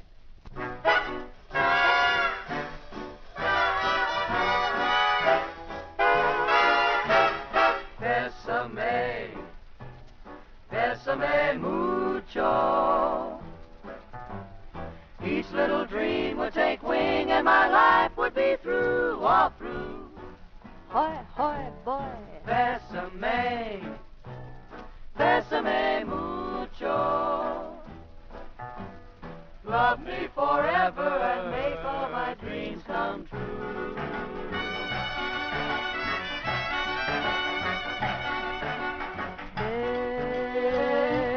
Besame mucho. Each time I cling to your kiss, I hear music divine. Besame mucho. Hold me, my darling, and say that you'll always be mine. This joy is something new. My arms are folding you. Never knew this thrill before. Whoever thought I'd be holding you close to me, whispering it's you I adore. Dearest one, if you should leave me, each little dream would take wing and my life would be through.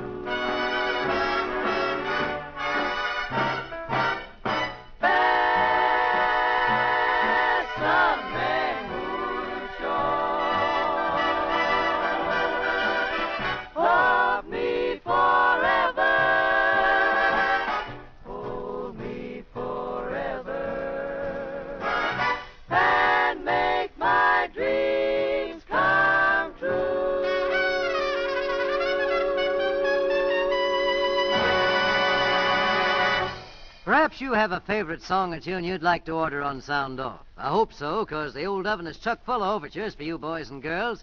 Just drop a few lines and tell us the stuff.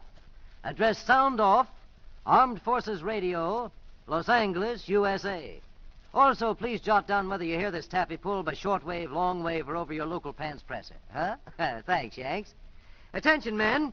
The winner and award for the nicest letter of the day goes to Sergeant Howard Thomas, APO 958. Thanks a million, Howard. And here comes your sound-off special. A dirge and dirty face entitled Gravy Train. Harry James and his music makers distribute the rim shot.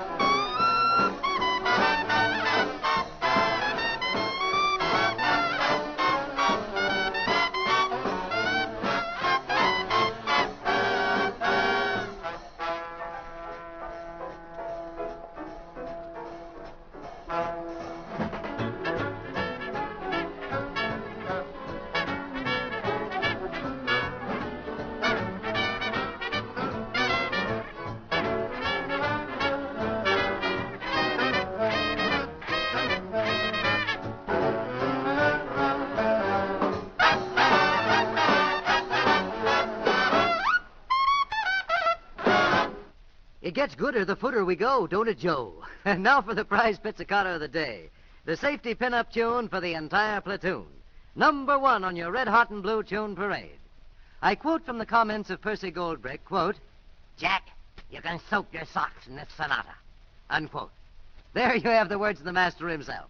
The Gates in Greenland went the limit for their orders. It was a sight for your GIs. The tune, a hunk of heartburn, entitled, "And So Good Night."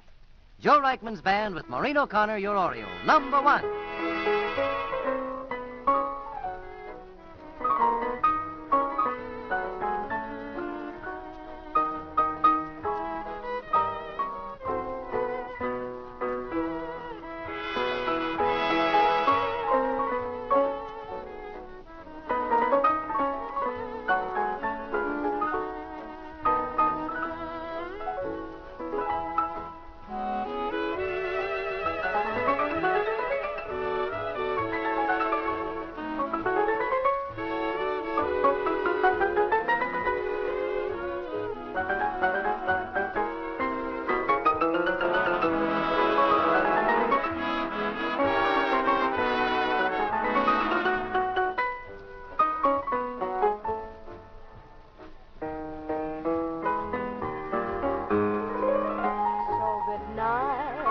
Nothing more left to say when day is through.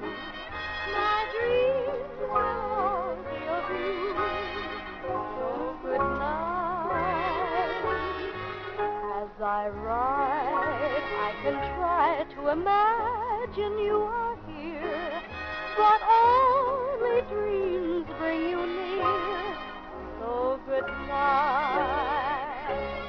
After I close my eyes, memories pass me in review, each one recalling just how you said, darling, I'm yours forever. So good night. With a heart full of love, I'll dim the light and dream you're holding me tight. So good night.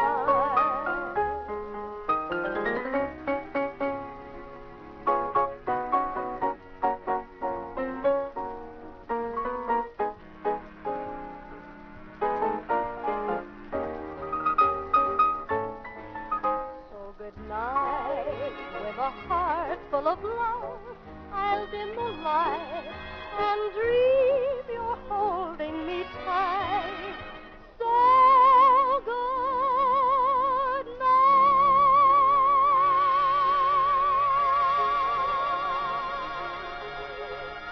Yes, it is good night for this time, gang, but the hands of the alarm clock welcome you back for the next session of sawdust that bounces from these beaten down halls. Bring a friend and stay for a spell. We'll ring the bell. Thanks for the orders. They'll be filled faster than you can bat a gnat with your hat. Until we slam doors together again, the very best of luck to each and all. This is Groovy Lou Marcel signing another solid sound off. This is the AFRS.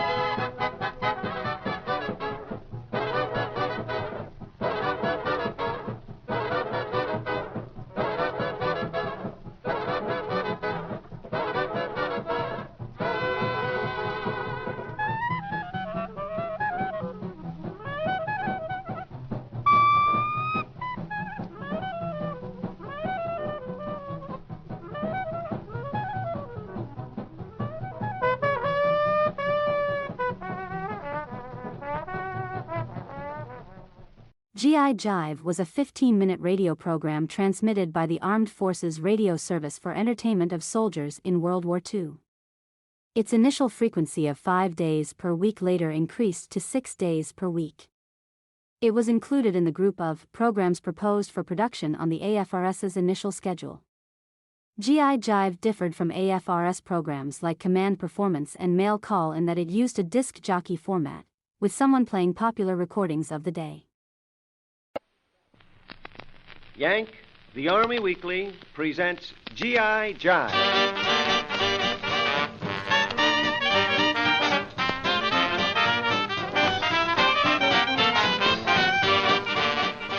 Here it is, fellows, the music you asked for.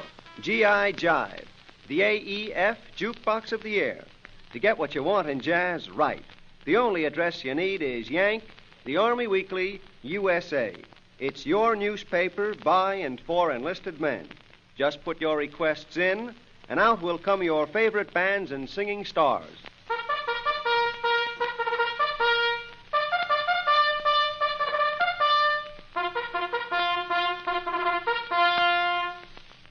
Well, men, all the torpedo tubes in the jukebox are loaded and ready to fire.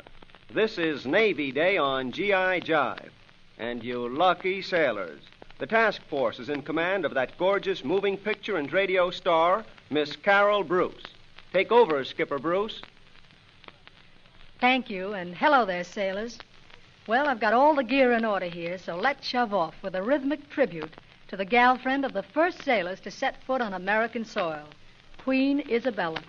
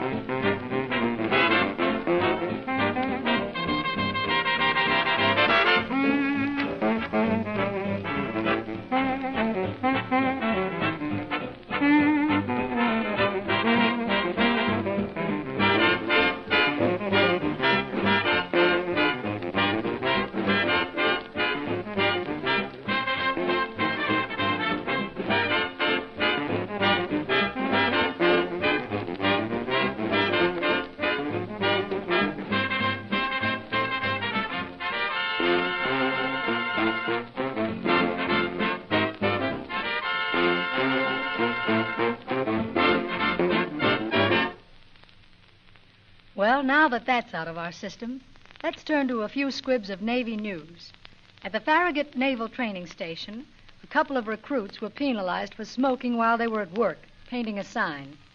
The infraction of rules wouldn't have been so bad, but the sign they were painting read, "No smoking." And now to oblige with a request or two, this next platter is being spun for bosun's mate Eddie R. Norman and apprentice seaman Horace G. Lindstrom. It's called Babushka Hop, and it's swung out by Rex Irving's Modern Men of Music.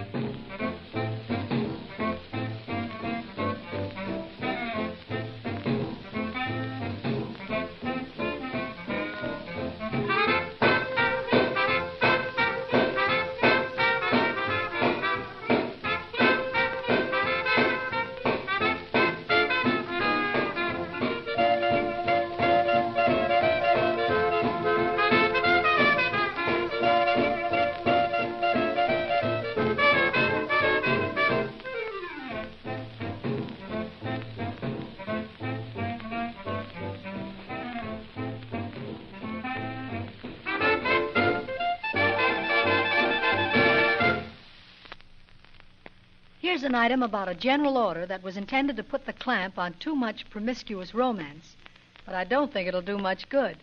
The order in question is one that appeared on the bulletin board at the Norman Naval Training Station, and here's the way it read. Holding hands, hugging, and other displays of affection are proper only when the lady admits she is the sailor's mother. Can't you just see a couple being reprimanded for pitching a little too much woo, and the sweet young thing looks up at the SP and says, "Honest, I really am this sailor's mother. Didn't you all just hear me call him honey child?" And with that, we fire torpedo tube number 3. This is a tune for the real cats, 'cause it's by Jimmy Dorsey and his ever-loving band. And it's that swell ditty, Don't Be That Way. It's played especially for Seaman First Class Hal Simpson, who sent a letter requesting it. Here it is, Hal.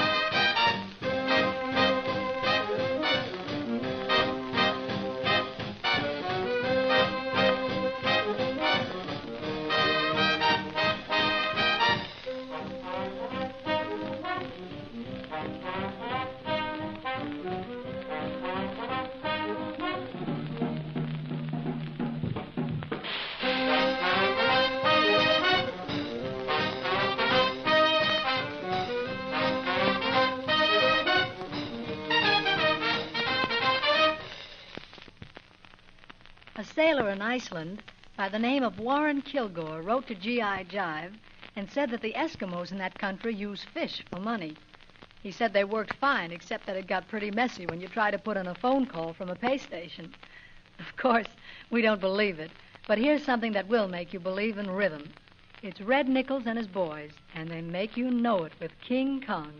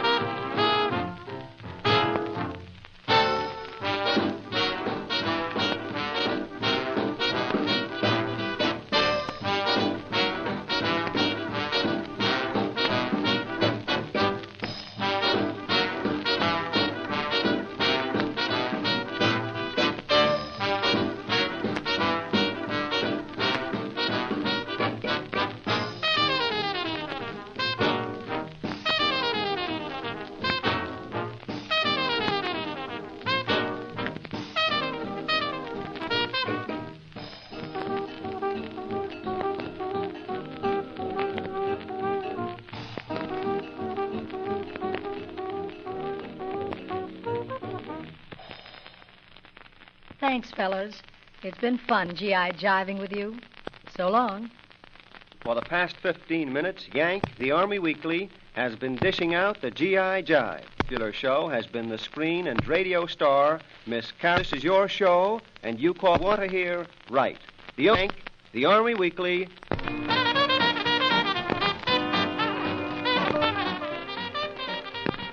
This program was produced by the Special Service Division of the War Department of the United States of America.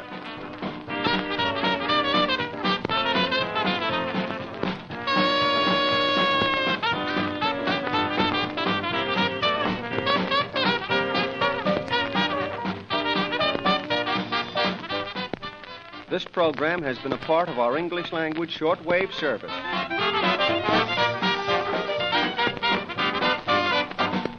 The next show is called Forward March. It features Eddie Fisher. I believe this show was broadcast during the Korean War. Your United States Army, in cooperation with your local radio station, presents transcribed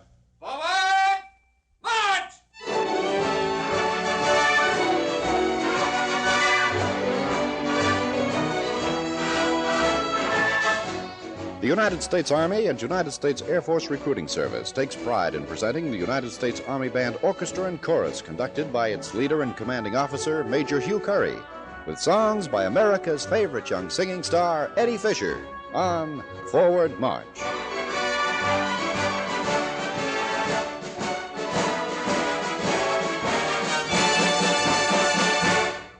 Hello there. This is your musical host, Mark Hamilton, again, saying welcome to a quarter hour of good listening. As is usual with our show, Captain Samuel Laboda and the Army Band Chorus open proceedings. So, gentlemen, take it away.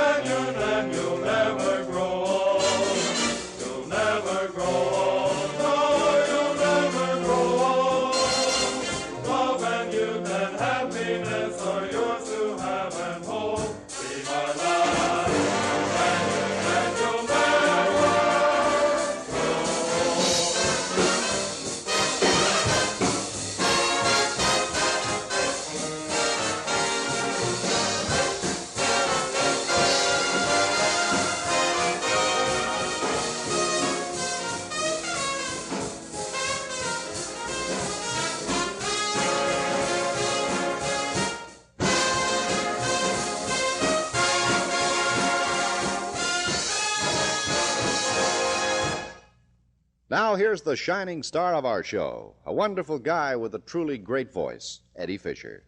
Eddie sings Cheek to Cheek.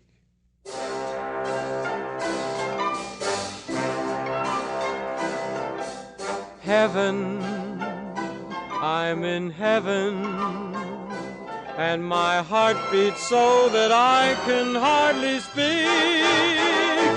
And I seem to find the happiness I see when we're out together dancing cheek to cheek.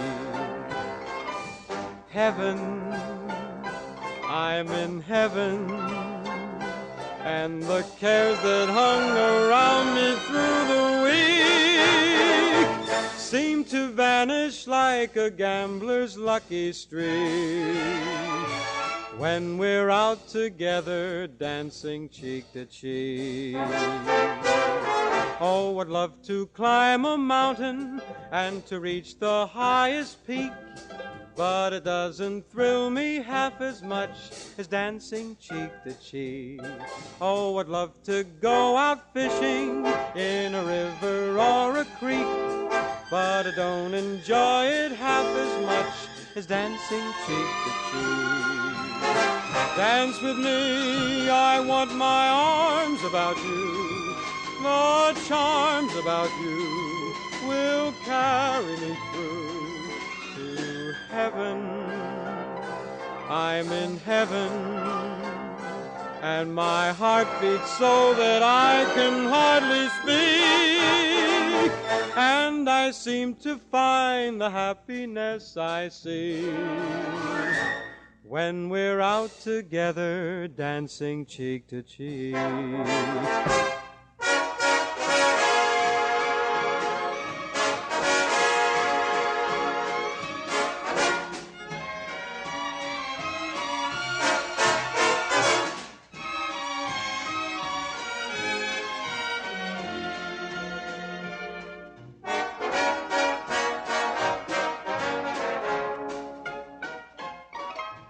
Heaven, I'm in heaven, and my heart beats so that I can hardly speak, and I seem to find the happiness I seek when we're out together dancing cheek to cheek.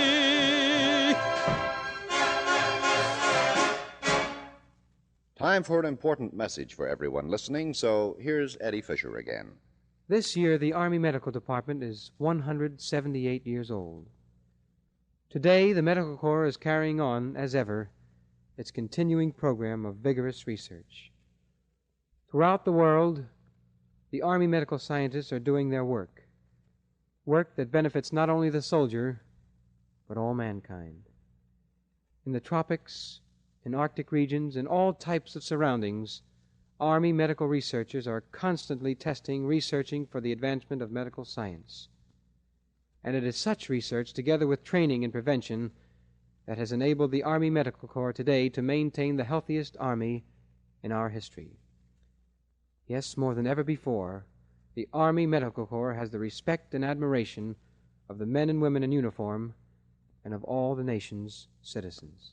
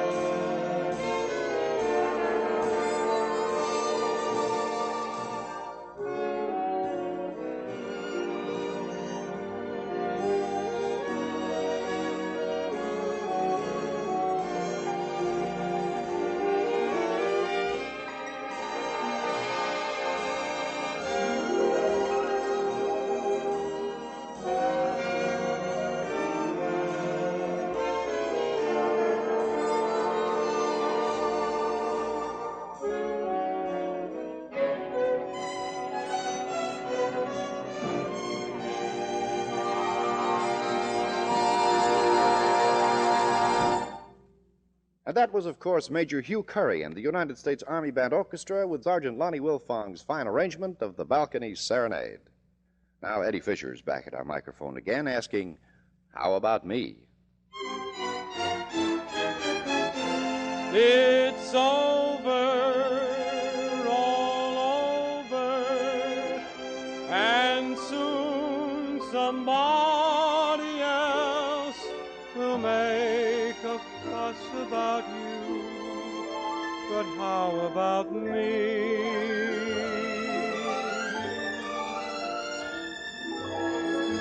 It's over, all over, and soon somebody else will tell his friends about you.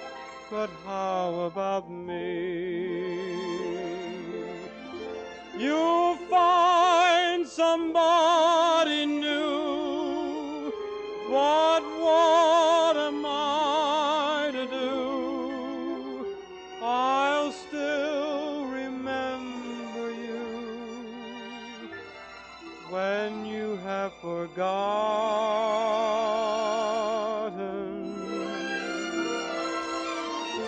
And maybe a baby will climb upon your knee and put its arms about you. But how about me?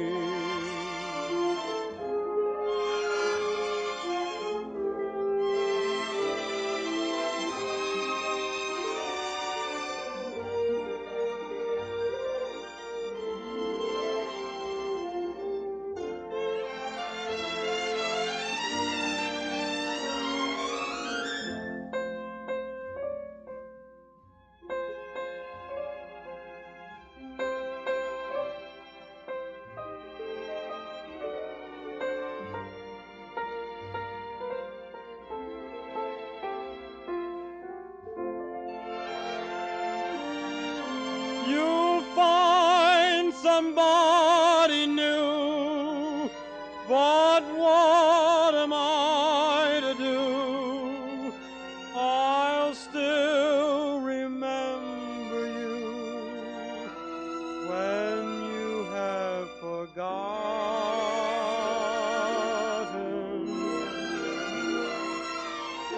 And maybe a baby will climb upon your knee and put its arms about you. But how about me?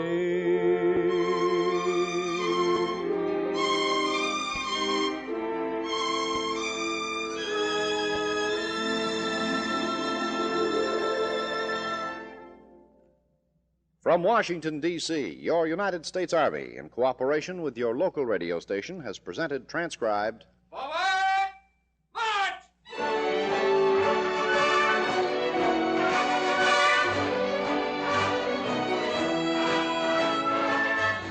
Once again, the United States Army and United States Air Force Recruiting Service and your local radio station have invited you to hear music by the United States Army Band Orchestra and Chorus, conducted by Major Hugh Curry, with songs by America's favorite young singing star, Eddie Fisher. Forward March is produced and directed by Major Joseph Gigande, and this is Mark Hamilton speaking, reminding you that this year, more than ever before, in the Army, you serve your country and yourself.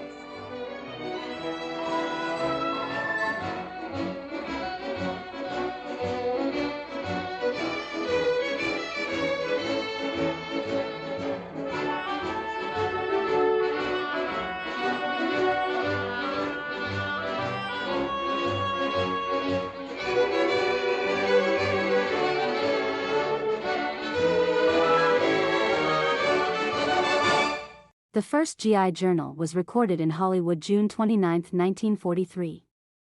The program modeled itself after a newspaper.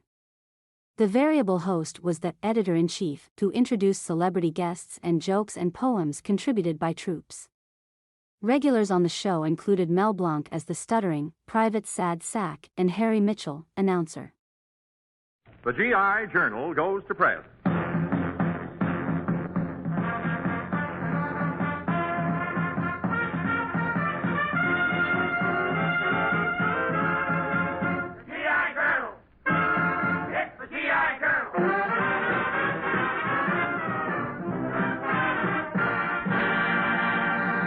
Yes, sir, it's the GI Journal again, your radio newspaper of the AEF, the paper that prints the jokes and poems sent in by you men overseas.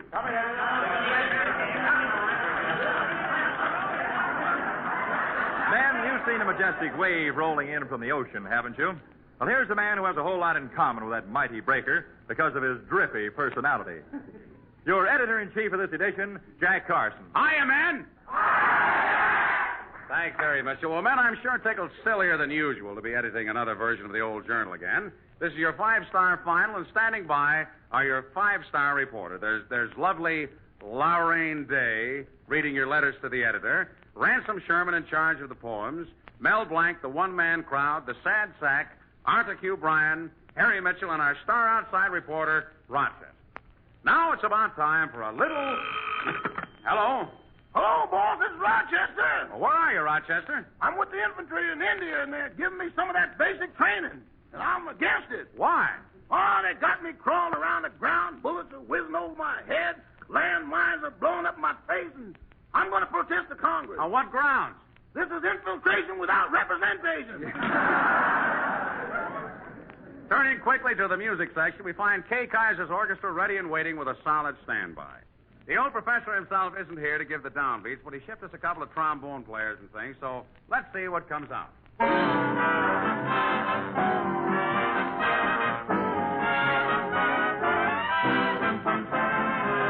Gee, it's all so fine and dandy.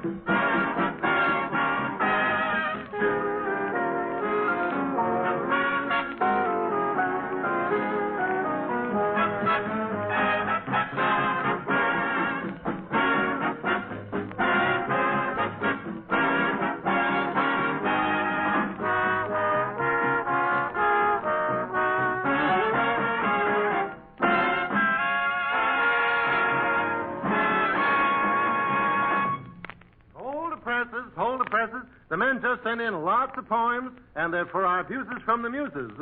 Well, read them, Ransom Sherman. Thank you, Jack Carson. Okay, Ransom Sherman. Okay, Jack Carson. Okay. Okay, Jack. Our first poem is from Seaman Second Class Steve Brown. They walked in the lane together. The sky was covered with stars. They reached the gate in silence. He lifted down the bars. She neither smiled nor thanked him, because she knew not how. For he was just a farmer boy, and she a big fat cow.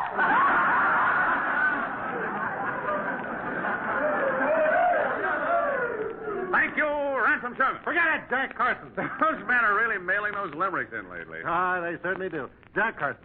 Next poem from Private Nanny Hayes. All right, read it, Ransom Sherman. I will. Jack. Carson. Shot an arrow into the air. It fell to earth, I know not where. Statement of charges. Thank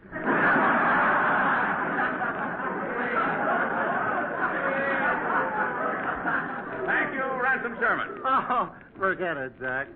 Carson, it was sent in by Sergeant Roddy Law. This one. I like the golden sunset.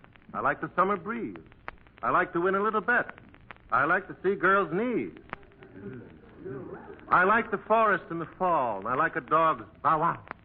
But best of all, I like the cow that The call. Ruined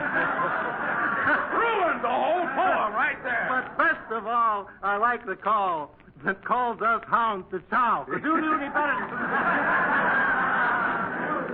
For Ransom Sherman. Very well, or as we say, very well, Jack Carson. It's from Black Doris Kennedy.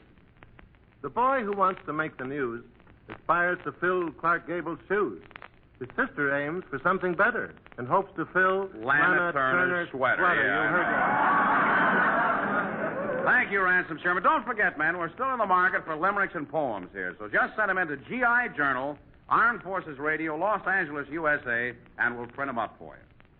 And now, we flip through a few more reams of paper and come to the sports page. And for the first time, the GI Journal takes you to the races at Hialeah. The stands are filled with madly screaming spectators. The noise of the crowd is overwhelming. The fifth race is just about to begin. The horses are now walking onto the track. High above the track, way up in the stands, two wild-eyed spectators are discussing the race with frenzied enthusiasm. Hello. Hello. What's that over there? Your horse? No, my wife. Is that your horse going to the post? Mm-mm. No post. My wife. Is that the main grandstand behind her? No. That's still my wife. Say, there's a pretty filly. Yeah. Has a pretty sweater, too. Do any betting today?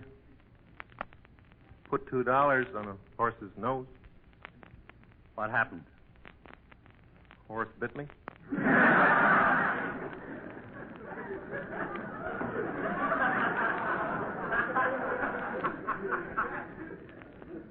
Well, want to ride home with me after the race? No, thanks. Then how do you expect to get home? In a barrel.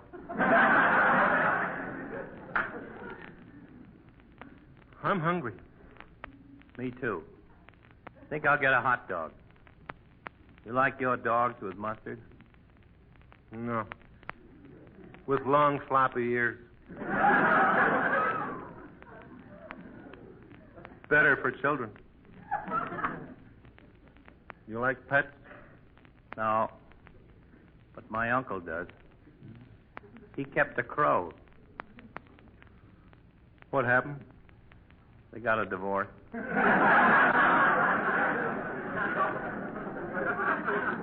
Time to place another bet. Do you like long shots? Yeah. About 2 fingers. Why not 3 fingers? Horse bit me.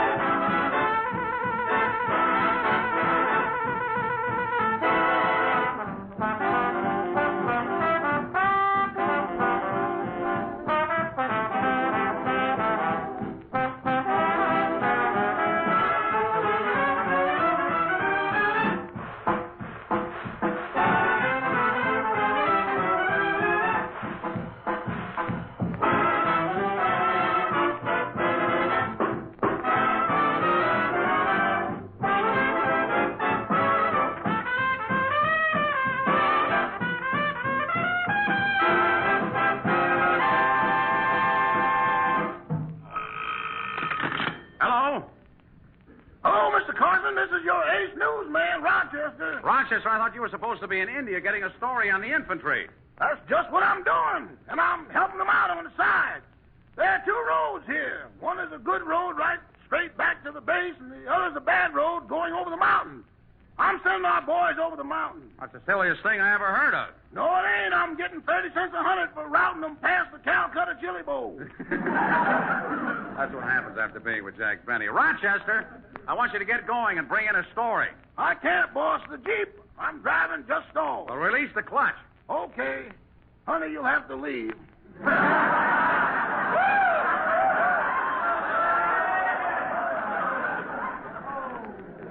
Rochester, is your car still stalled? Yep. Well, take out the carburetor and look at it. Looks okay. Take out the spark plugs and look at them. They look okay. Well, now take a look at the generator. Wait a minute. Looks all right to me. Well, if everything's all right, start the car. How can I? It's scared all over the joint. Oh. Where are you now, Rochester? I'm with the infantry. We're walking, and we're looking for someone. Well, who are you looking for? The guy who said the army can travel on his stomach. Well, it's time to ink up the music rollers once again. And this time, Sully Mason tells us about the girl he left behind. And this is particularly for Private Russell Cater at APO 936.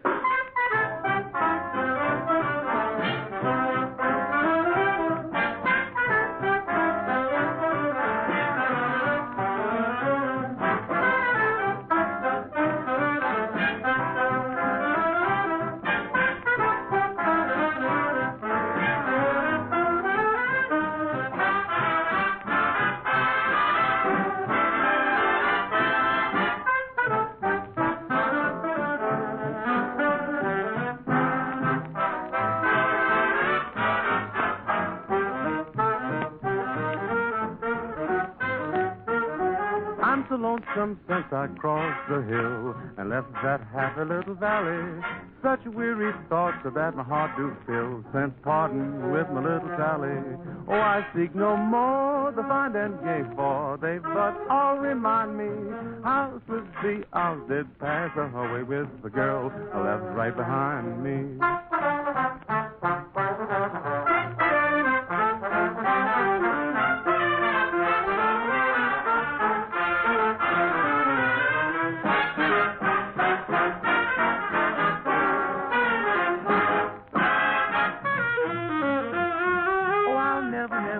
Forget the night when the stars were bright above me as the gently lent their silvery light. Ah, when she says that she loves me. Oh, but now I'm bound to wonder, but fate will someday find me. Yes, and send me back again to the pretty little girl I left behind me.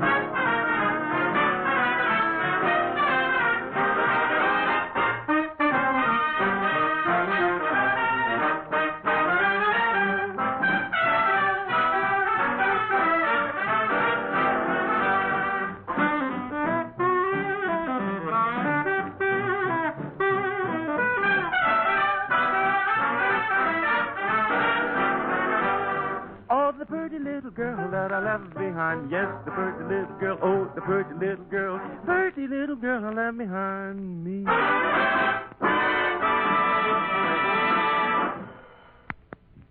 And now we come to our letters to the editor department.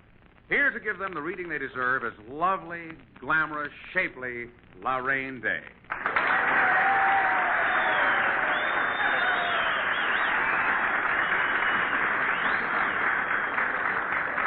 Thanks, Jack. I appreciate what you say. That's all right. I appreciate what I see. You know, Lorraine, I've followed your picture career very closely. Believe me, sister, you were great in Mr. Lucky. Have you seen my latest picture? Yes, and believe me, mister, you're lucky. Yeah. Oh, I don't know. I'm pretty popular in movies. What do you think that applause is for at the end of my picture? The end of your picture. Well, let's not stand here praising me. I'd like to talk about you. Lorraine, you're different from the average young star. You're different from the average young star, too, Jack. I am? Yes, you're older. Yeah.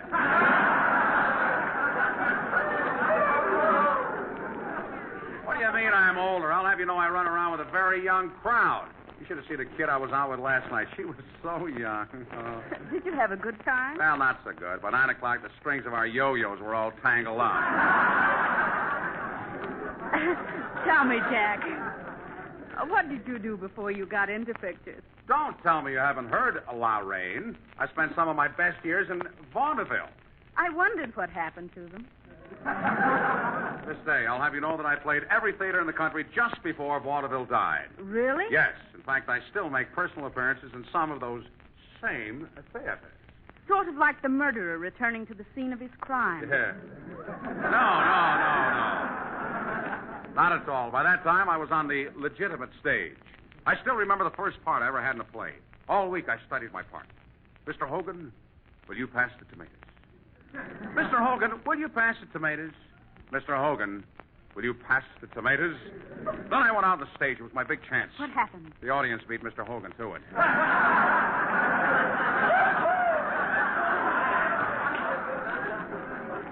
Well, Jack, how about getting to our letters to the editor? That's a good idea, gal. Who's the first one from? From Corporal Jimmy Metcalf, in poetic style, too. Oh, pity, pity, Private Jones and Dowd. They never could learn. In combat, two's a crowd. There's a good lesson. Something there. Yes, men. Don't bunch up. It's too good a target. Now, our next letter is from Captain Paul Word, somewhere overseas. Quote, I think there should be a word for outfits like mine that wear the Army Service Forces patch. Our problem is to see that the chow, materiel, ammunition, medical supplies, pay, and what have you is put in the hands of the combat units.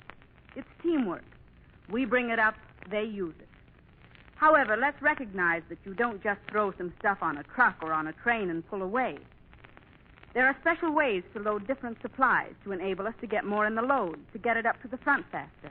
It's our job to see that not one of our combat troops has to fight with too little. The motto of the Army Service Forces is, everything needed ahead of time. We try to live up to it. End of quote. Well, that's a swell letter, Captain. Look, man, if you want your outfit represented, just send your thoughts on them to GI Journal, Armed Forces Radio, Los Angeles, USA, and we'll read your letter. Come in. Yes, sir. Yes, sir. Wait a minute. What's this? Boy, I'm hot. You are? Yes, I sure am hot, boy. I'm really cooking. Well, who are you anyway, hotshot? Oh, just a little old flamethrower.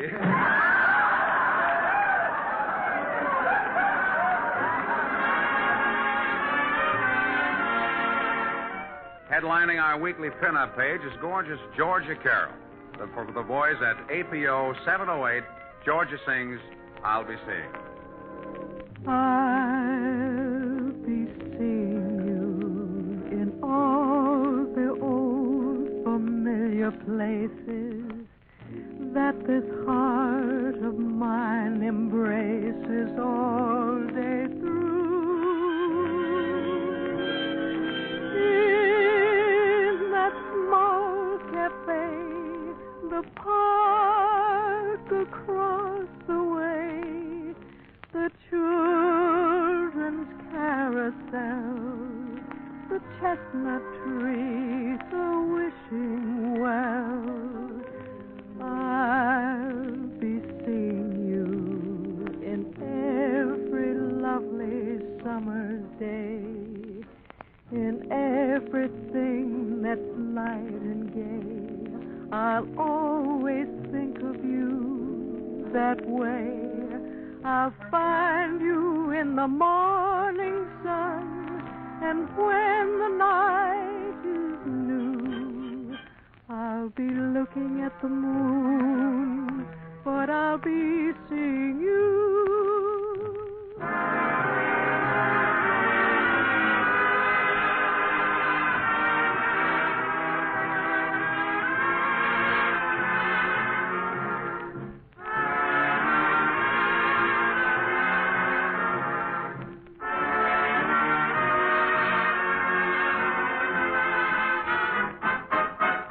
I'll find you in the sun, and when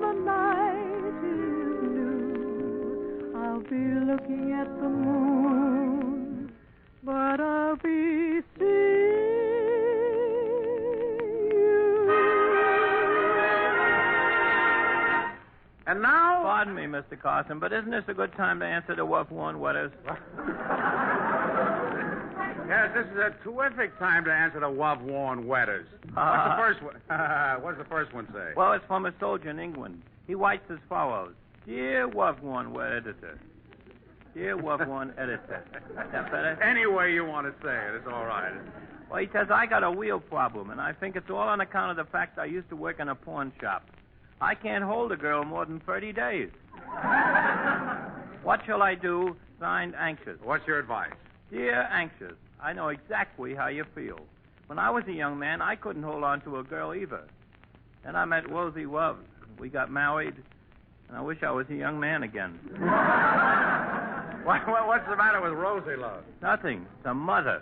Well, don't you like her, Mother? I worship the ground she crawled out of. Oh, she's such a dear thing. But the other day, she got me in a lot of trouble. What happened? I was practicing some pool shots on our dining room table with the broom. I said, go away, I'm playing. And she kept after me. She kept saying, let me have the broom. So I let her have it. What does she want the broom for? I don't know. I think she was going to ride it home. Anyway, you know, Jack, how those arguments are. May I call you Jack? Please do. Thank you very much. Well, you know how those arguments are. One broom led to another, and the next thing you know, the dining room is a shambles. Oh, that's too bad. Yeah, but the thing that surprised me was our neighbors. The way they acted, you'd think they never saw a patrol wagon before.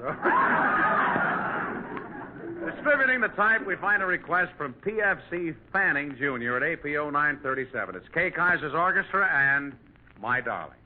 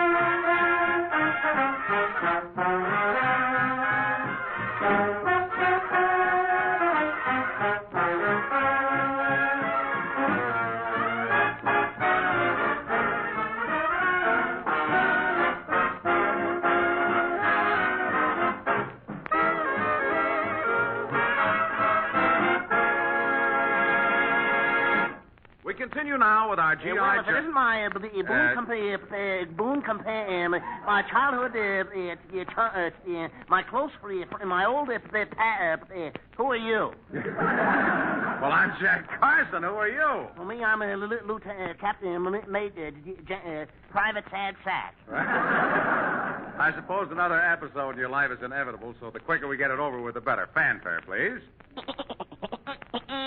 When the Sad Sack was born, he was a baby. He liked it so well, he stayed that way for 2 years. The sack was a very bright infant. One day his parents leaned over his crib. His father turned to his wife and said, "Look, dear, I think he's going to talk."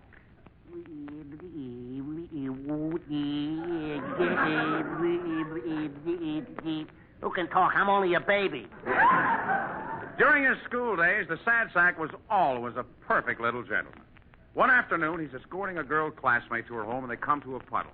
Always the little cavalier, the Sad Sack says, I'll lay my coat over the puddle, and you can walk across. Oh, thank you. Here I go. Guess I should have taken the coat off, huh? In spite of his dull youth, the sad sack grows up into a mental giant. One day he reaches the top. The sack is a guest star on Information, Please.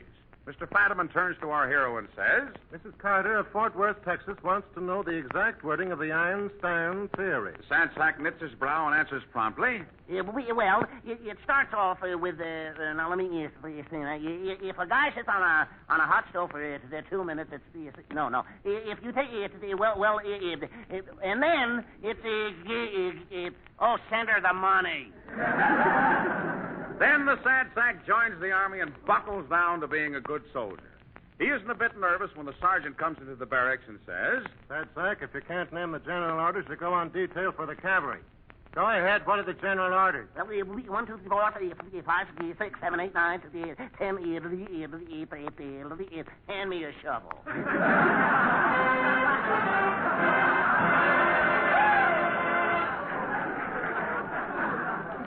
The linotypes click off another musical column for Corporal Paul J. Herzog at APO 696. It's Kay Kaiser's gang giving out with Besame Mucho.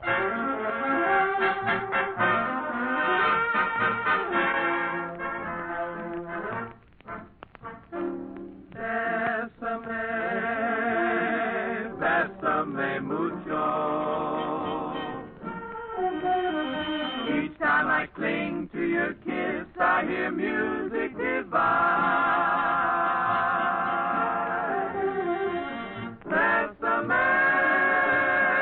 Besame mucho. Hold me, my darling, and say that you'll always be mine. This joy is something new, my arms enfolding you. Never knew this thrill before. You ever thought I'd be holding you close to me, Whispering it's you I adore, dearest one, if you should leave me. Each little dream would take wing and my life would be through. Besame mucho. Love me forever and make all my dreams come true.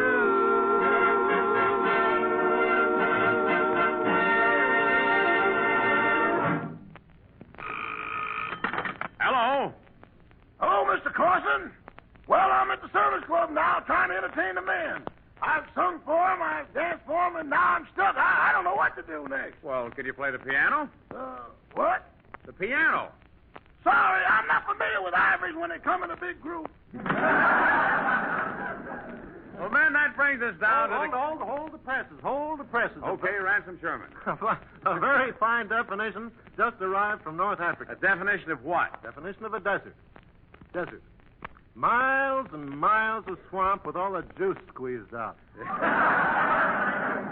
We're going to take a powder now, but I'll be back soon. In the meantime, remember what old Shellback says. Every time you waste something, Mac, you're wasting shipping space, which might be used to help end the war sooner. This is Jack Carson saying, so long.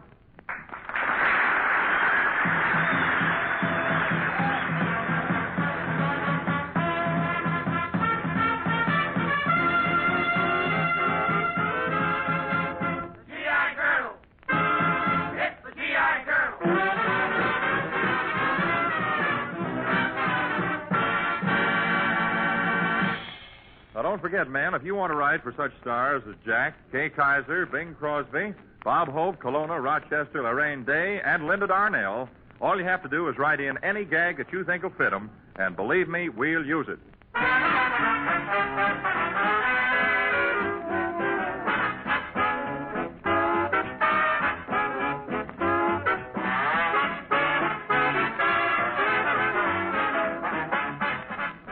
This is the Armed Forces Radio Service.